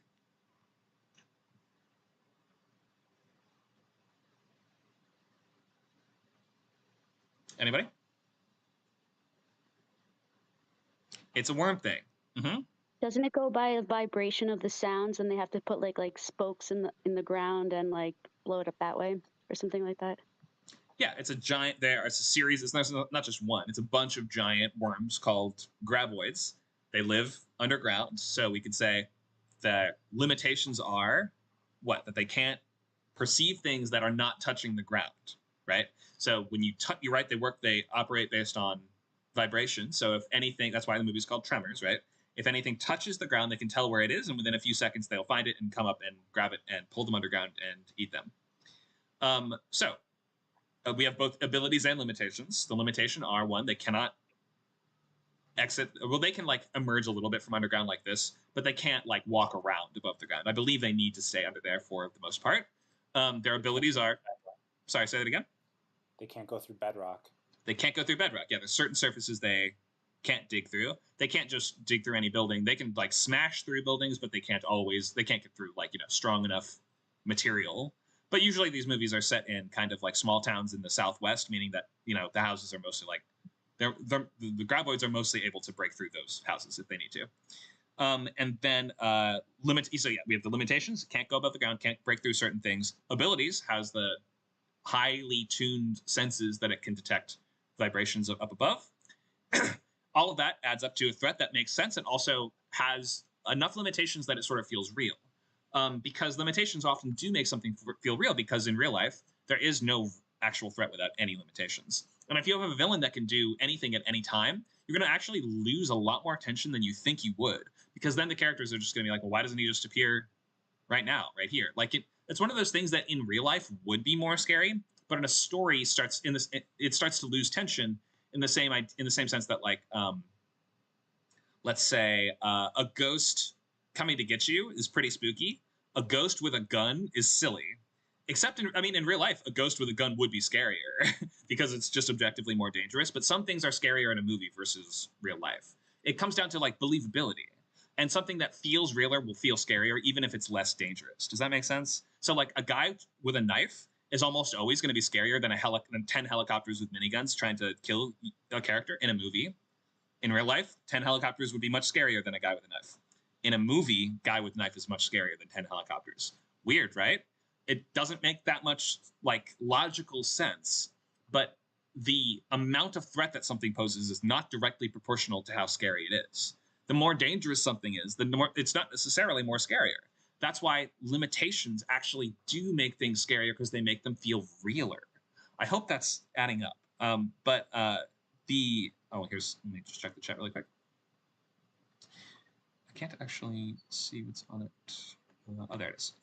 So, you'd rather be shot than stabbed, because it's true. You'd rather be shot. Slow and agonizing is always worse. Yeah, exactly. So these are things that like we sort of dread and fear. And when we watch characters going through these things, we feel more fear than we would if it was like, a guy with a missile launcher is rarely going to be the villain of a horror movie for a good reason. It doesn't feel as like relatable and realistic, which is why the sensation of corrupted and broken mundanity is so important to how horror functions. Showing things, people, nobody's had their head cut off before, but everybody's had a hangnail. I mean, people have had their heads cut off, but you get the idea. No one's had their head cut off and then been able to tell us about it. So limitations are more important than powers. They are more interesting than capabilities because they make a monster feel more real. There are some exceptions, like the Evil Dead franchise, which I mentioned before, is not particularly concerned with limitations or consistent rules, and it just all pretty much works because it's just so much fun. So there are some exceptions to this, but movies often do suffer for having lack of adequately explained limitations on the ghoul. In my opinion, Pennywise. What causes Pennywise to actually manifest? In what form can he take, or what form could he not take? If he's a giant spider underground, why does he never appear as a giant spider above ground? Is it because he is only attracted to appear as something that would particularly scare a kid up on the surface? Then why does he choose? I'm sure the book like goes more into the explanations than the movie does, and maybe the book actually adds up a little bit better than the movie. But the movie, in my opinion, didn't really have clear enough rules on how the clown works. And as a result, it starts to feel like, okay, he can kind of just show up and do whatever. So I felt less threatened by the clown than I would have if I had had a clearer sense of how he functioned. A ghoul with clear limitations is a big part of hooky modern spec writing. Think of something like Lights Out or A Quiet Place. Monster can't hear. Monster can only get you in the dark. The guy from, what's it called? Don't Breathe is blind. Yeah, be thinking of these limitations and how that is actually going to make them scarier, because limitations give us a better handle on when we're supposed to be able to, when your characters are supposed to be safe or when they're not.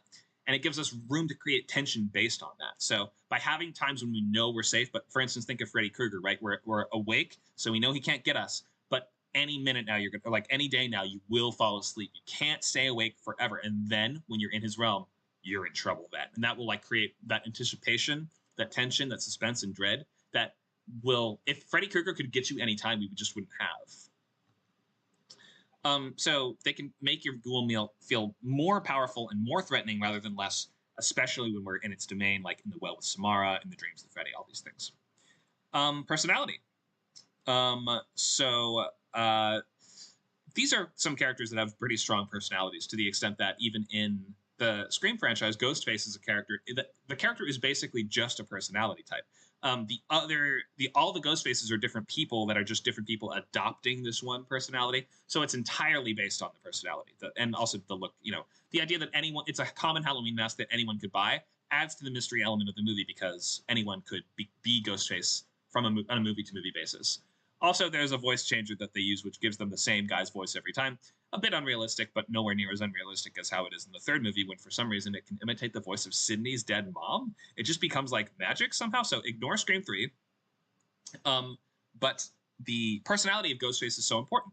And it's borderline supernatural in the way, or it feels to me borderline supernatural in the way that characters will, when they become Ghostface, they adopt the Ghostface voice, the traits, the questions that he asks. What is his personality like? He's obsessed with media, horror media, which is why at the very beginning, or I should say from like the very design of this character, his mask is based on that. Is it Edvard Munch? Is that how you say the painter's name? That the Scream painting, the one with the guys going like that, because it's a pop culture symbol, and Ghostface his central unifying theme is pop culture. You can see why when any character becomes Ghostface, they start to ask questions like, what's your favorite scary movie? They start to become very preoccupied with movie trivia and things like that give it like a kind of comedic edge to the character, but can still feel very sinister. And also it just feels cohesive between the movies, even when it's a different person every time. So personality is super key to how these characters work, even if that personality might, for instance, change over time. Freddy Krueger is a character whose personality changes from movie to movie. He starts out very sort of creepy and threatening, and sort of becomes a little bit more quippy and goofy as they go on. Hannibal Lecter is a character with another very strong personality. He's a very refined gentleman obsessed with class and manners and the proper way to do everything. And he's a psychiatrist, and he's also a cannibalistic, psychopath. So the personality will really distinctify these characters and make them stand out. Without the personality, Hannibal Lecter is just a guy that eats people. So these will be very, very important for fleshing out characters. Let's look at sympathy. And I want to do this for just 5 minutes, and then we will look at student ghouls and student loglines. Okay, so sympathy. This works really well in thriller. In horror, you can definitely do it too. Think of someone like Jigsaw, who we have built a lot of sympathy for as the movies go on. We learn he lost an unborn child. He was diagnosed with cancer. He had a terrible life, and he survived a suicide attempt, which sort of gives him this new appreciation for life. And I don't know, is he a civil engineer? Yeah, he's a civil engineer. It would have made a little more sense if perhaps they portrayed him as a guy that used to build Halloween haunted houses or something like that, because some of his contraptions are like so complicated. But in any case, he is going to use his engineering skills to change how people live their lives by finding targets that he believes they are not appreciating or fully making the most of their life. They're wasting their life in whatever way. And then he puts them in situations where they must fight to survive or hurt themselves to survive in a kind of metaphor that relates to their central problem. And if they make it out alive, it's because they learn to be better people. So true Jigsaw traps are always supposed to be escapable. and many who survive escape kind of grateful for their experience. So we can sort of sympathize with Jigsaw. One, he's an old man who has cancer and a bunch of bad things happened to him and he lost a child. And these are all things that you can't not relate with as a human being. He has a goal that, although it's psychopathic and evil, he's doing something that we can kind of agree with or kind of make sense of. He's like trying to make people into better versions of themselves, and people who escape from these things always, they feel rejuvenated and like with a new appreciation for everything they have. So we can see quite a bit of sympathy for Jigsaw. And how it just makes this feel like a more well-rounded character that's coming from a real place. He doesn't really have that mystery or inscrutability, which a lot of horror characters might have, but he's very much by having the main villain of a slasher franchise be a somewhat feeble old man who is forced to use his cleverness and his rationality and intelligence to accomplish his goals. That's very compelling stuff. And it's completely different than what we thought we'd get. Most slasher villains are incredibly physically imposing. Like, who else do we have? Jason Voorhees. Incredibly physically imposing, incredibly kind of mysterious and dumb and brutish. He's the opposite of all of those things. I had other slides for these, but so yeah, we have Carrie as well, who everyone can relate to, being a teenager getting bullied at school, and when she finally snaps, it's because she was pushed too far, and sort of cathartic in a way, because we're like, oh, they deserved it. And then we have Jason Voorhees, who was allowed to tragically die as a child, and as a result of some weird magic or something, some bullshit that, I don't even know if the mythology behind Friday the 13th makes any coherent sense at all. But he comes back to life and sets out to punish, I guess, camp counselors and the world more generally for how he was neglected. He's punishing the world for how he was abandoned and hurt as a child, which we can also understand. So you can see how sympathy and rationality, it's not always your primary objective. And it will help with more human characters. If you have a character that you need to build out, that this is going to be a mind game between our main character and that villain, then having this sympathy and knowing where they're coming from and doing all this is more important than if it's a sort of monster or cosmic entity or faceless mystery like Jason Voorhees that we don't learn that much. We do learn the basic backstory of, but it's not really about him as a character. It's not about his philosophy. He doesn't have some kind of coherent ideological goal like Jigsaw does. So you can see how sympathy and rationality are tools to use. You don't always have to use them, but they will do a lot to enrich how a ghoul is working. Okay. Monica says, in one of them, he comes to life because the motion of teen sex awakens him from the deep. Or yeah, I think you're also the lightning one is where one of the previous victims of his early, was it Tommy Jarvis, goes to his grave and opens his coffin and stabs him with a metal fence post, and then a lightning bolt hits it, so he comes to life because of that. I don't know. These movies never expect to get sequels, so that when they get to the sequel, they're usually like, oh crap, how do we possibly make any sense of this? So yeah, it's just funny. Okay, we're to the last half hour of class, so I want to start seeing some student ghouls or villains for your movies. Let's see some suggestions of things that you might do to create your villain. You can select from the following design elements, pick a setting or a sin, which might be something the ghoul is thematically acting against or something they're punishing your characters for violating. Think of abilities, limitations, and name, and maybe just try to think of a sentence for each of these things. We're going to have 10 minutes to do this. We'll come back at 1:40 Pacific time, review these for a bit, then we'll have the last 20 minutes of class for loglines, 15 minutes of class for loglines. All right, so feel free to take a little time, work on your ghoul. We'll come back in 1:40 to look at these. Thanks for posting, Nacho. Let me leave up the instructions here. So have at it. Horror or thriller villain, and try to answer these questions just about a sentence each. It does not need to be extremely detailed, but do your best. We'll check back at 1:40. Thanks, guys.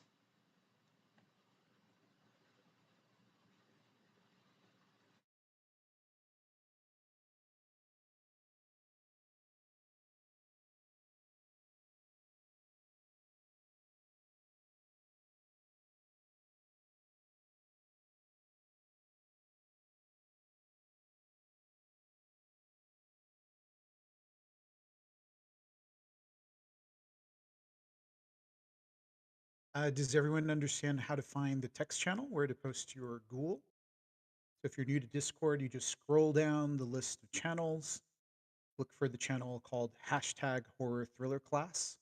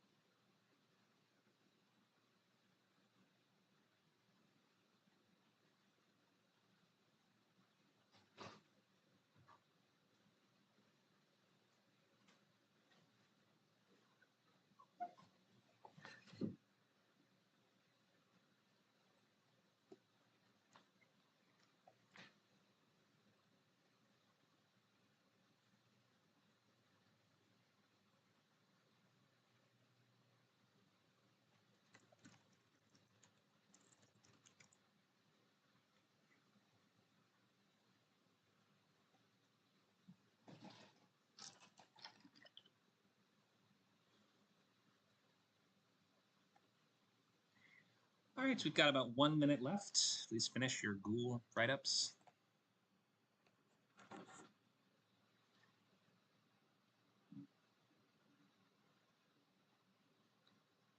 Just because we're a bit low on time, we probably will only have time to look at a few loglines today, but we have many other free logline events in the server, and we have lab later today, and we have lots of other places to get feedback on these. All right, let's start looking at a couple of these ghouls that we've posted here. Let me bring up the chat. Here we go. All right, let's start, and I'm going to perhaps just read a couple of these out and give some comments on these. So let's look at, there's not a way to scroll up in this chat on OBS, is there not, Joe? Alas, no. There's no way to do that. That will have to be our next addition if we figure out how to possibly do that. There must be some way. Anyway, so let's, I'll try what I have done before instead, where I just open up a document and just paste them in one at a time. And if you have a logline that goes with this ghoul as well, then you can feel free to share it. May not have time to go through everyone's, but feel free to just post what you've got.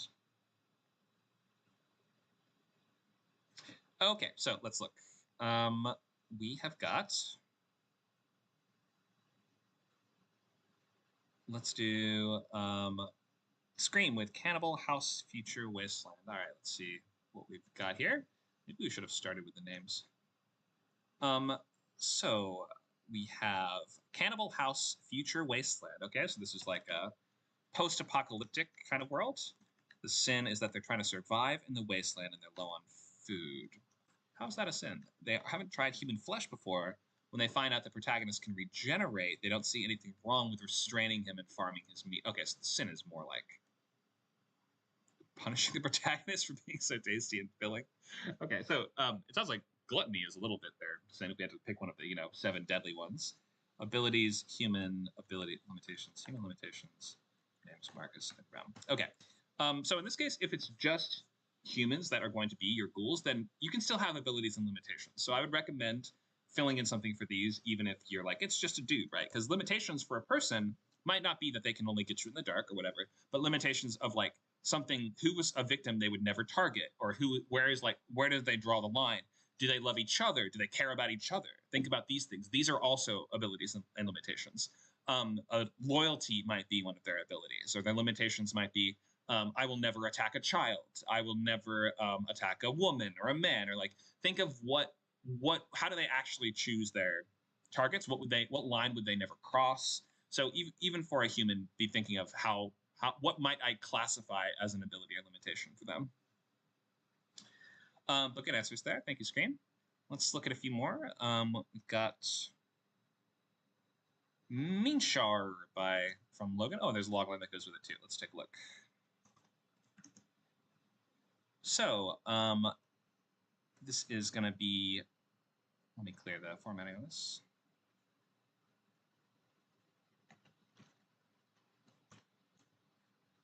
Okay, an alien race. So your ghoul is in fact just like a class of creatures rather than an individual one.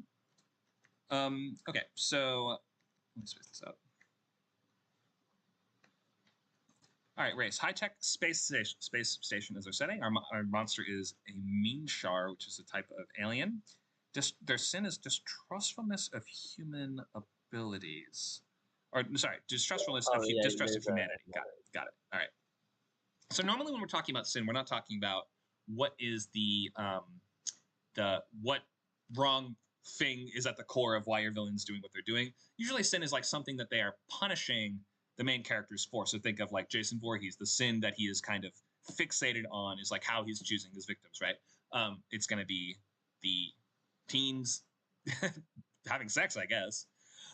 Or like this might be something that your ghoul is thematically counteracting in some way or responding to, or it's like a dramatic argument that they are sort of making in some kind of way. So I didn't go into sin that much, so don't worry too much about this.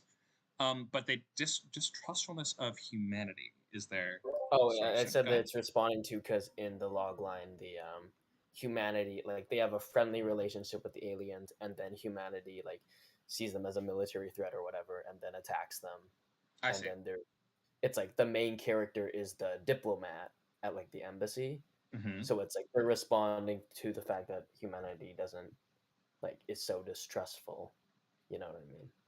Oh, so in the same sense that like we could say the sin being targeted by the monster and the thing is like paranoia, right? So Yeah. in that kind of way. Okay, I see what you mean. All right, abilities. Telepathic, can speak into nearby minds, pseudo hive mind, and massive tentacles. Nothing like a massive tentacles these days. All right, limitations. Uses spray from tentacles that allows them to see and feel. Can you explain, Logan?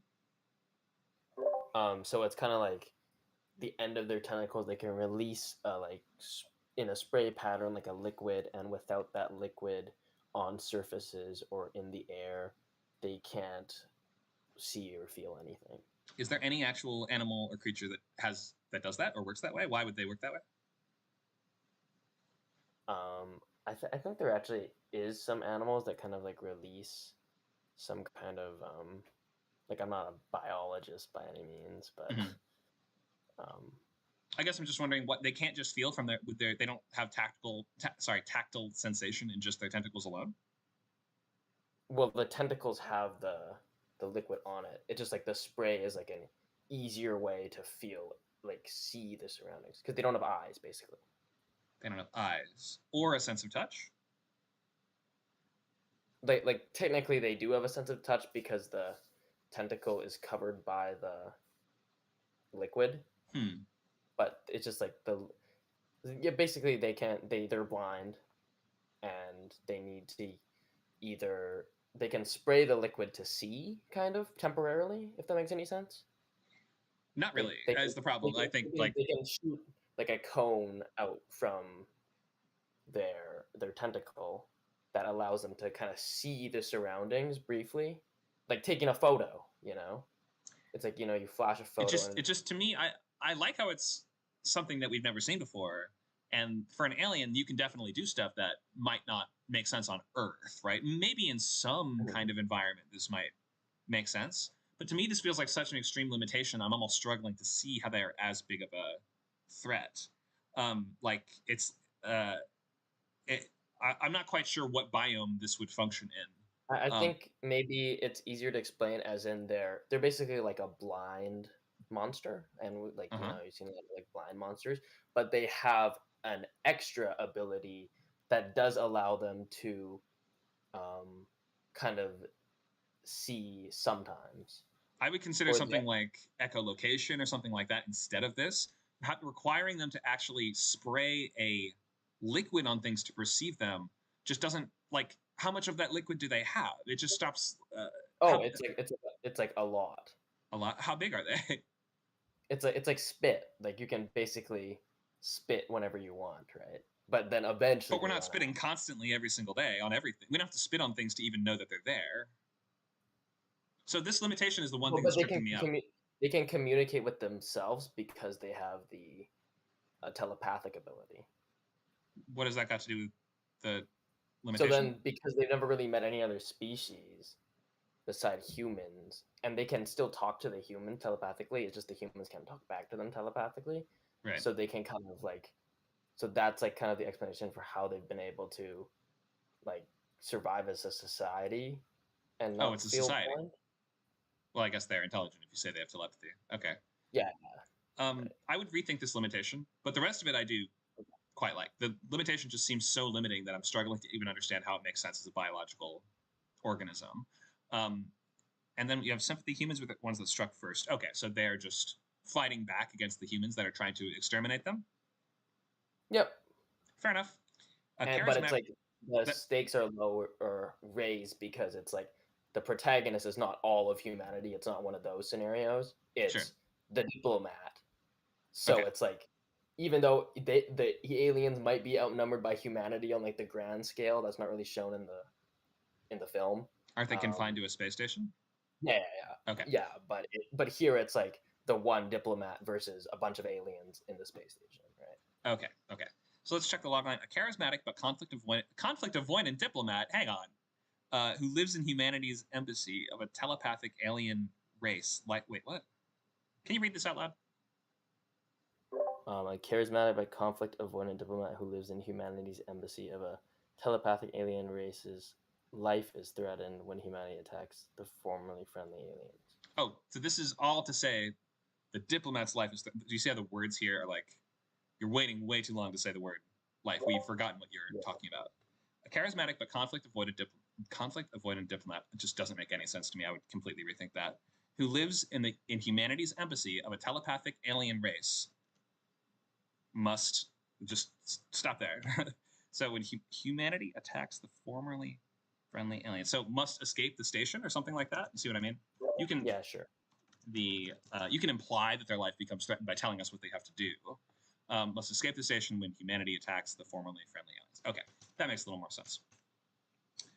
Okay. And yeah, I can see how a diplomat might struggle particularly in order to overcome the situation, but not much more than I would expect a janitor to struggle to overcome the situation. Are you sort of saying that he needs to use diplomacy with the aliens to save the day? Yeah, that's an element of it because the aliens can talk to him.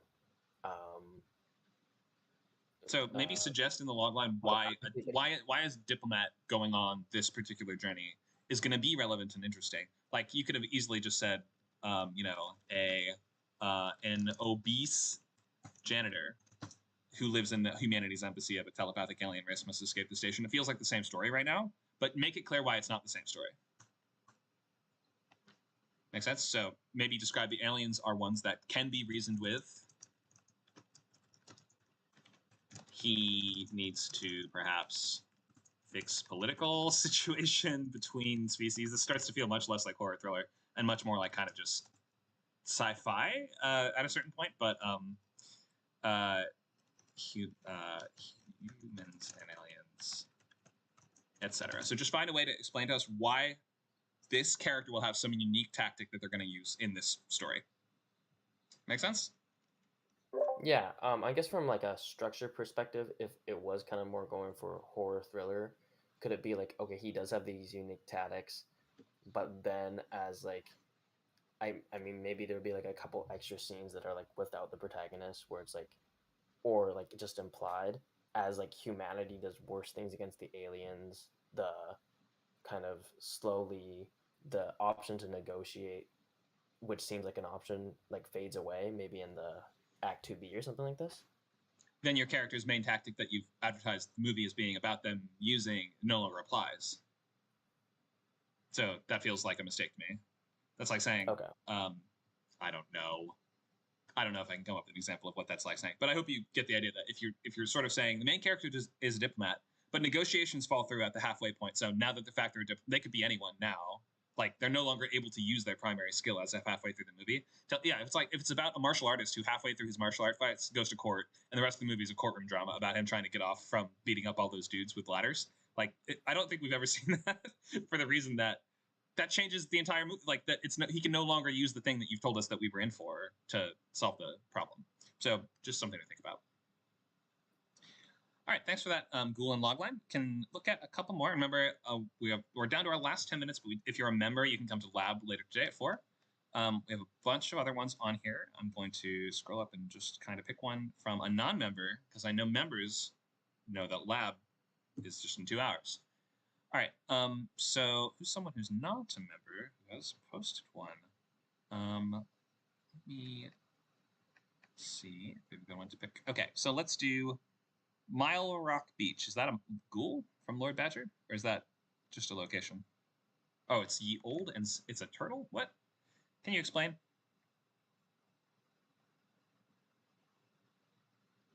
Okay, so basically, I was just kind of like, was doing like a entire ghoul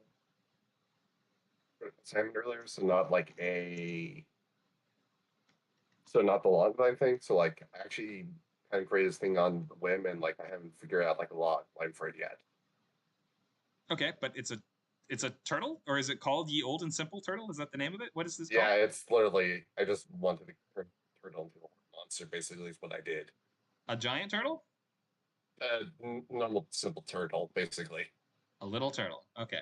Yeah, because like the way I was thinking about it is like imagine like a normal turtle with like a tree made of human flesh growing out of its like shell, just walking around. Basically, is what my whole entire brain was just thinking about.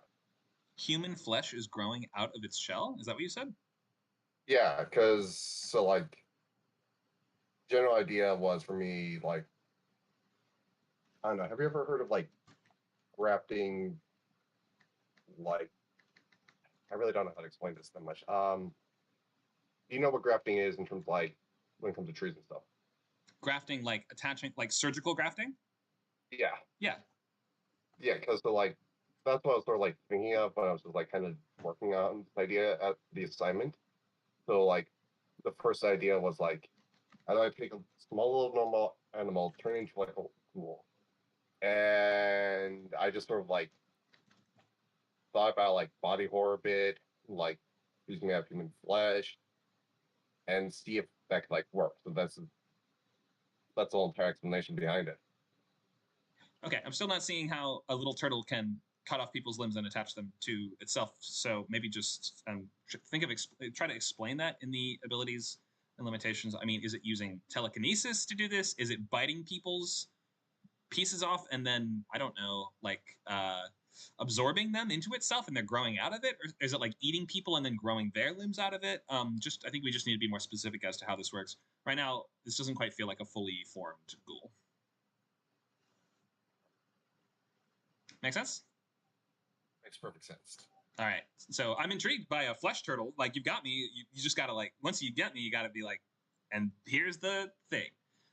So just cook it a little more, and then I'm sure you'll have something interesting here. Let's do some more. Let's look at...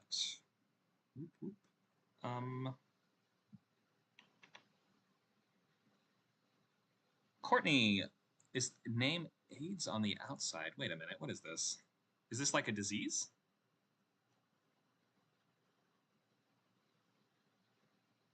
Are you here, Courtney?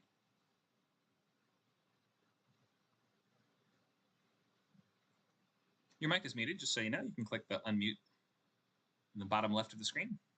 There we go. I found it. Thank you. Okay. So I'm sorry. So you were asking me. Yeah. So it's like a disease that travels through water. And it's like a very polluted world. And essentially, once it gets into contact with the human skin, it creates like an algae bloom, but in a fungus exoskeleton that overwhelms the entire body.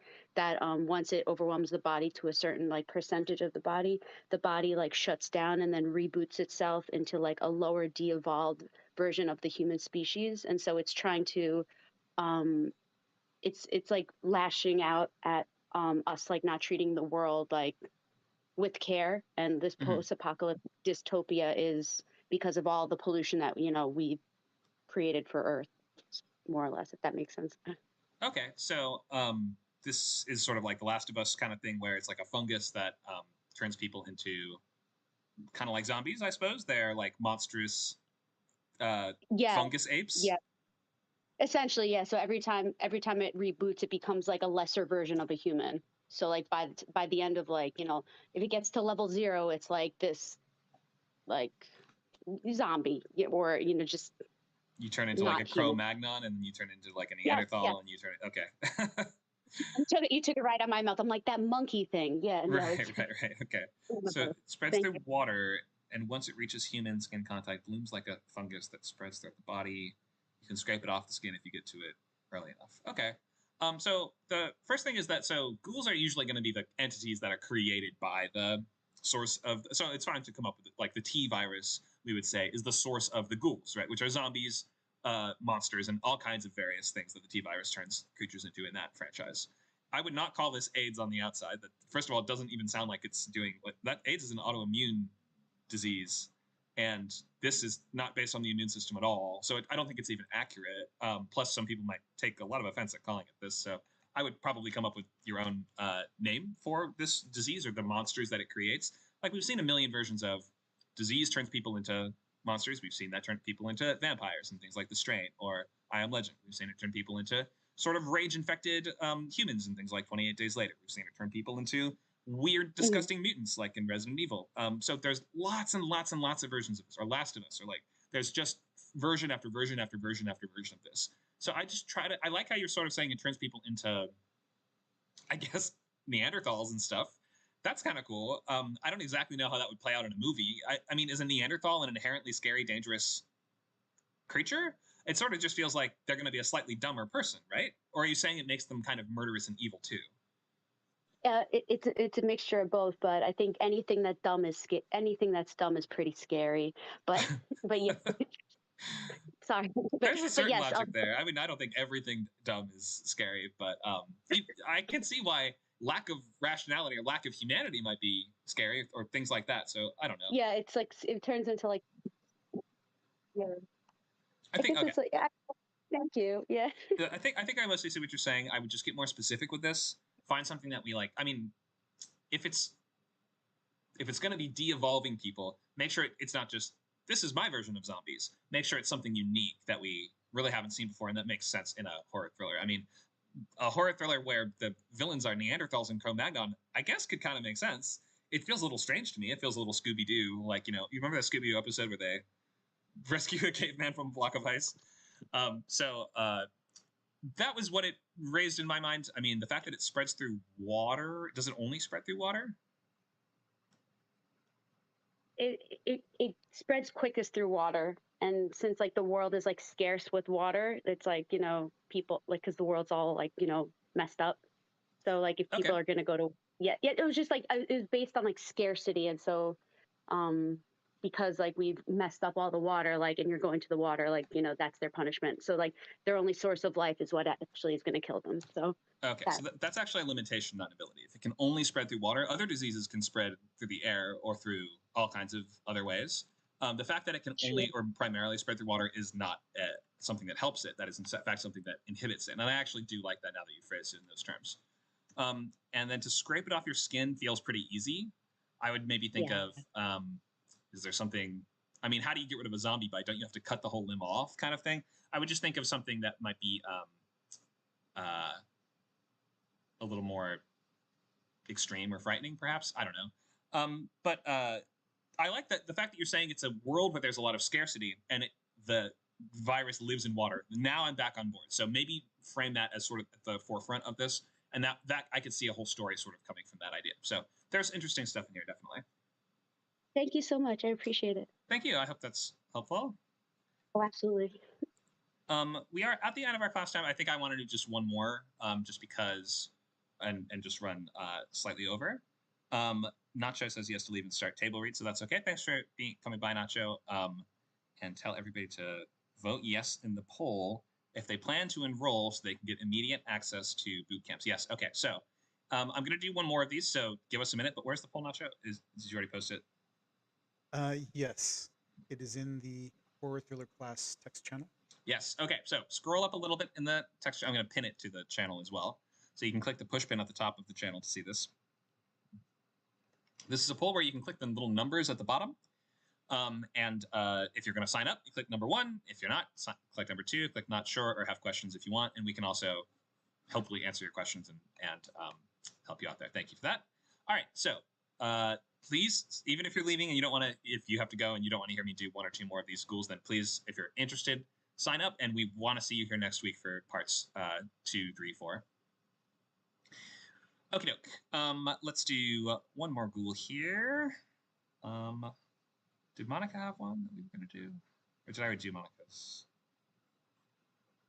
Guide to Eating People. Okay, Monica, are you still here? Yep, right here. All right.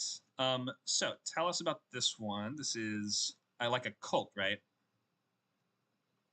Yeah, they're a group of people. They have a very French name. I assume they're from the 18th century, though I haven't written their history yet.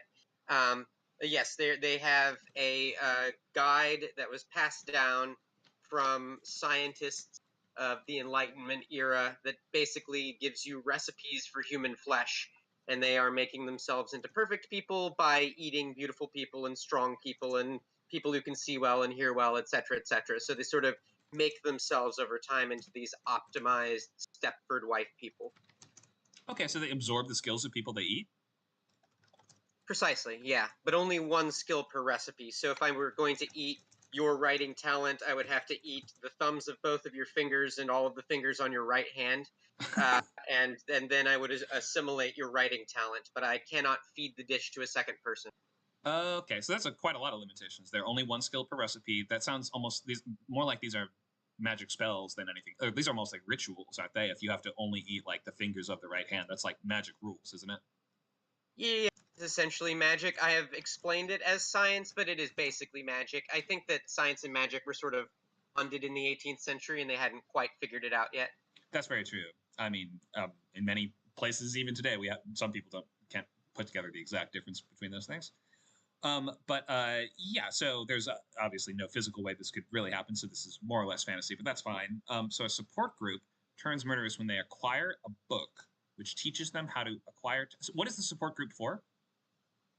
It's just a therapy group run by There's a man in the very beginning of the movie that eats his professor's brain to become super intelligent.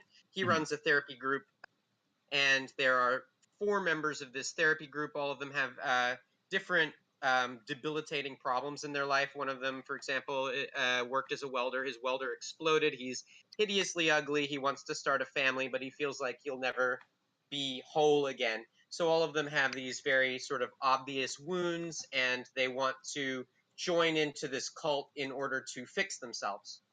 Oh, but to begin with, it's not a cult. They're just going to therapy. They're going to yes. Okay. So I think you should specifically, if this is if what they're doing is going to be answering the question of like why they're there, right? So you're sort of saying is this a support group for people who feel inadequate or like they don't have the skills they need or they don't feel equipped to deal with life or something like that? Is there some kind of way that you can sum it up so that we see, oh, and now by eating people, they will be fulfilling that need that they were there for in the first place? Because otherwise it feels like this could be a support group for anything. This could be a kitchen club. This could be a book club. Like it doesn't feel like the support group is something that the story is answering the question for them. So maybe just emphasize how like they're all missing something that can now be sort of, darkly gained by this, evil magic method. I could actually fix that with 4 letters. I could say a PTSD support group, and now it's yeah. So because of the PTSD though, is that why they, as a result of that, they feel like they're lacking certain attributes or skills that allow them to function day to day? Well, so the therapist is a member of this organization, unbeknownst originally to some of the members of this group. And he sort of separates out amongst his patients people that he thinks he can groom to become people eaters. So I think actually, now that I'm talking to you about it, he is sort of the central villain, even though the group is the larger villain. I think he is very much the central character, and he's trying to recruit people to join this organization. Okay, so he already has the book.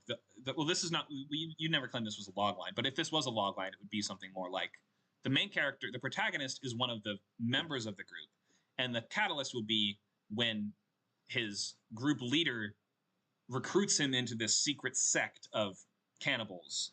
He starts to, I don't know, he or she has to, I'm not sure what your goal is, but I think, is the protagonist one of the members of the group? Is that right? Yes, she is a teenage girl who is a gymnast and broke her neck doing gymnastics routines and now is in a wheelchair and kind of wants to be a gymnast again. And she sort of falls in with all these broken adults and wants to be like seen and accepted by them, and sort of slowly goes down this dark path. This sounds great. I mean, it's very unique and very. Is this a dark comedy or is this straight horror? I'm writing in a straight horror, but I think that you very much can see it as a comedy. I think there's comedy inherent to, like, when I wrote they harvest fresh blood from the heart. It's clearly not serious, right? But I play it very straight. No, I think I get it. So it's a sort of absurd, over the top idea that you're treating mostly seriously, but it's like it doesn't take itself 100% seriously. Is that right? Precisely. It can't, because, as you say, this is like based around cannibal magic from a French writer in the 18th century. It's very strange and not clear where reality is here. Yeah, it's a little silly, but that's okay. Like, you can totally do stuff like this. So I really like the idea. The concept of we can eat people to get their abilities is something that we've seen a little bit in something like, did you ever watch Heroes? Yeah, the yeah, show. Siler does. I'd forgotten about that Yeah. until I was writing this. Yeah, that character actually, it's never really clear if he's eating people's brains or what he's doing exactly. We assume he sort of is, but that would be maybe something to look at just to see how they kind of do it. I would I like the limitations on this and the fact that it follows these sort of arcane, arbitrary rules. I'm not quite sure what the story is, just because this isn't a fully formed logline. You were just talking about the generalities of how the ghouls work. But I think, yeah, your main ghoul is the leader of this group, who I assume is probably the pioneer of this method, right? Or the person who has rediscovered or reintroduced this method into modern life.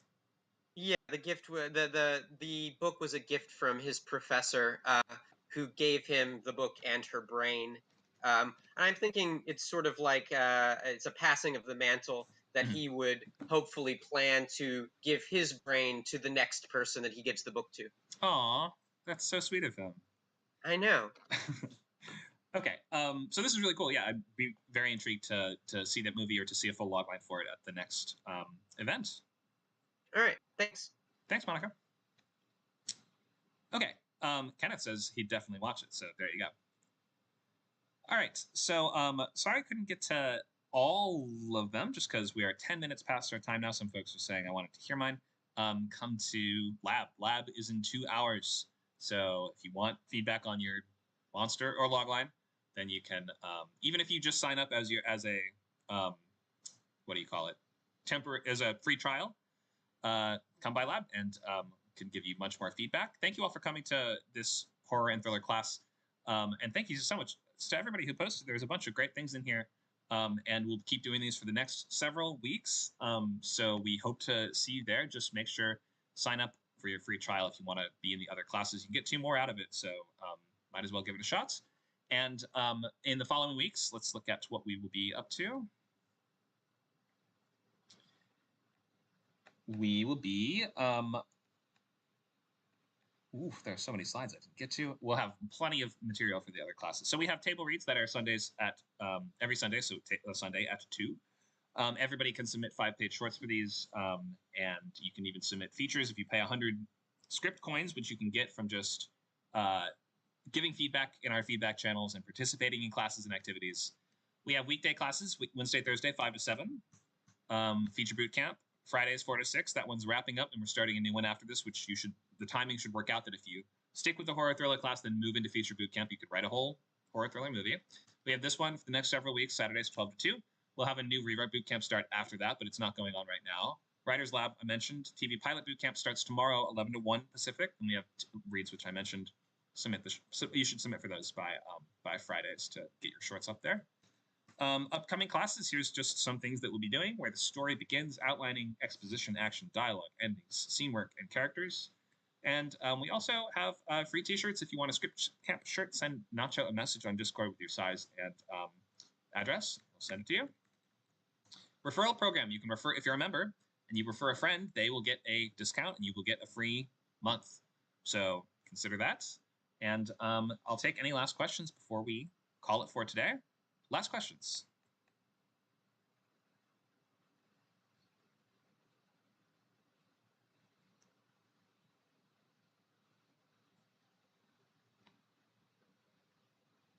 Okay, we'll wrap class then, and we'll see you at either the upcoming lab or the next event that you attend. Thanks for coming by, folks. Hope you have a great rest of your weekend.